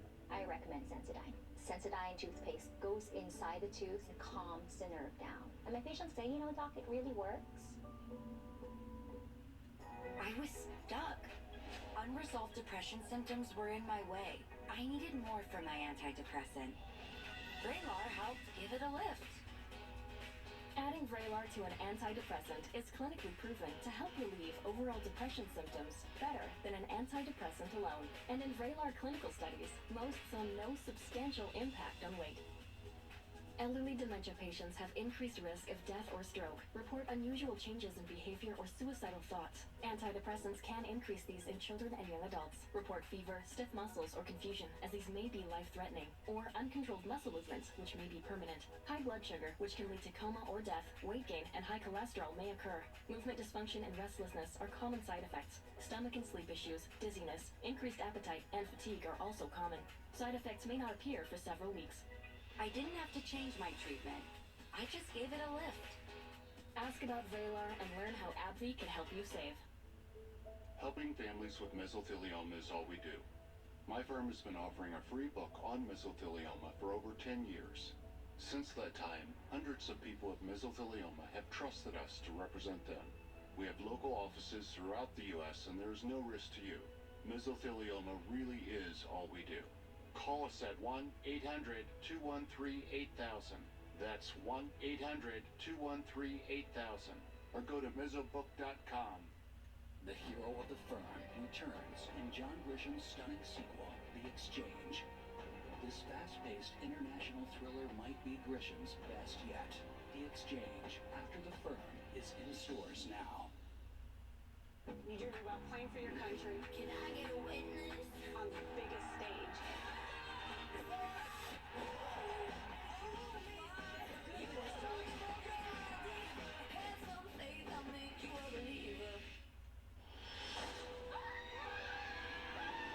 Stop! I am a good zombie! This October, Trick or treat! spirits come home to rest all month long. This place is really haunted. What a weird mystery. With Hollow Stream on Disney+. We're gonna scare you. Boom. Home is where the hunt is. It's time. Why pay over $100 a month for cable when it's half the cost for Fubo TV? Get all the channels you want, with all the entertainment you love, for the price that cable can't beat. Try free at FuboTV.com. Do you shop for vitamins at Walmart? Force Factor products powerfully improve your health, but they're also delicious, easy to use, and affordable. That's why Force Factor is now the #1 best-selling superfoods brand in America. Unleash your potential with Force Factor at Walmart. Join Poppy and Phil on CNN This Morning, tomorrow at 6 Eastern. CNN has received new video of how Hamas was able to use paragliders as part of its ground, sea, and air attack on October 7th to kill so many Israelis, so many fronts, so quickly. Jeremy Diamond and his crew visited a community near the Gaza border where Hamas gunmen used paragliders that killed 20 residents. They were the first U.S. news crew to gain access to this area since the attack. We want to warn you, some of the video is graphic. On that day, Hamas delivered death on paragliders. As seen in this exclusive video obtained by CNN, Hamas militants landed here in Netiv HaSara, killing 20 people in this community of just 800. This is Jacobi and Bila Inon. That used to be like an American-style wooden house. Now this is all that remains. They were at home that fateful Saturday morning when Hamas terrorists burned their house to the ground, firing a rocket-propelled grenade or a shoulder-fired missile here. Jacobi's remains were found charred inside. All they found of Bila were her teeth. Hila Fenlon has called Netiv HaSara home since she was a child, living within a few hundred feet of Gaza. And now we can see here that there's smoke from Gaza. Gaza is very close to us. Now, after surviving the October 7th attacks, she wants the world to know what happened here. It's a small community. Everybody knows each other. We know every person that lost his life here, and there were 20 of them. We went to 3, 4, 5 funerals a day. When eventually they brought them to be buried. This is her first time inside Nurit and Alon Berger's home since the attacks. Her first time seeing where her friend Nurit was killed. Can't take it, sorry. It's too difficult for me. This is where Nurit Berger lived her final moments. She died after these Hamas terrorists attacked this house from the outside. And as she was sitting there dying, her daughters, her 3 daughters, and her husband, they went into this room. We're told that they left this door slightly ajar, hoping that the terrorists wouldn't think anyone was in here because the door wasn't closed. And they hid here, in this corner. 2 of the daughters injured by shrapnel and by bullets. For 40 minutes, they didn't make a sound, waiting for the men who murdered their mother to leave their home. I feel responsible to tell their story because I know today, I mean, it's been 2 weeks today after that damn.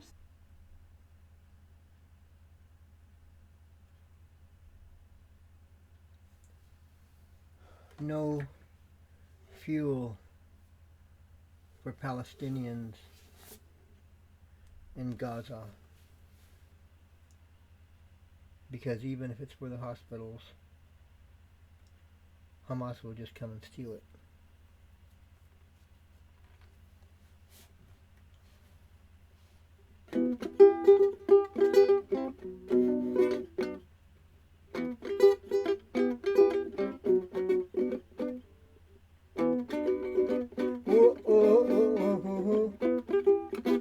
No fuel for Palestinians, no fuel for Gaza, no fuel for Palestinians, no fuel for Gaza, no fuel for the Gaza Strip, no fuel to enter into the Gaza Strip. No fuel for the Palestinians, because even if it's for hospitals, Hamas will just come and steal it. Ooh, ooh, ooh, ooh. Food and water can be sent in as aid to help the Palestinians, but no fuel because Hamas will just come and steal it. Woe unto Hamas,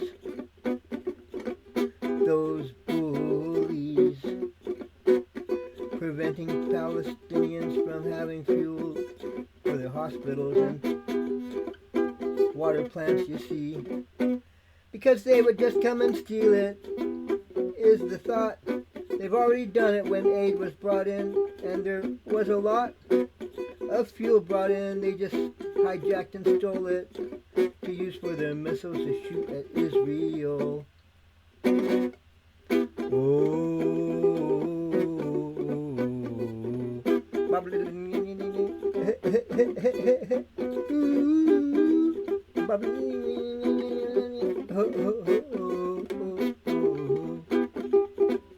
Sorry, folks. Sorry, Palestinians. You cannot have any fuel because Hamas would come and steal it if we gave it to you. Sorry, even for your hospitals, Hamas would come and steal it. That's the truth.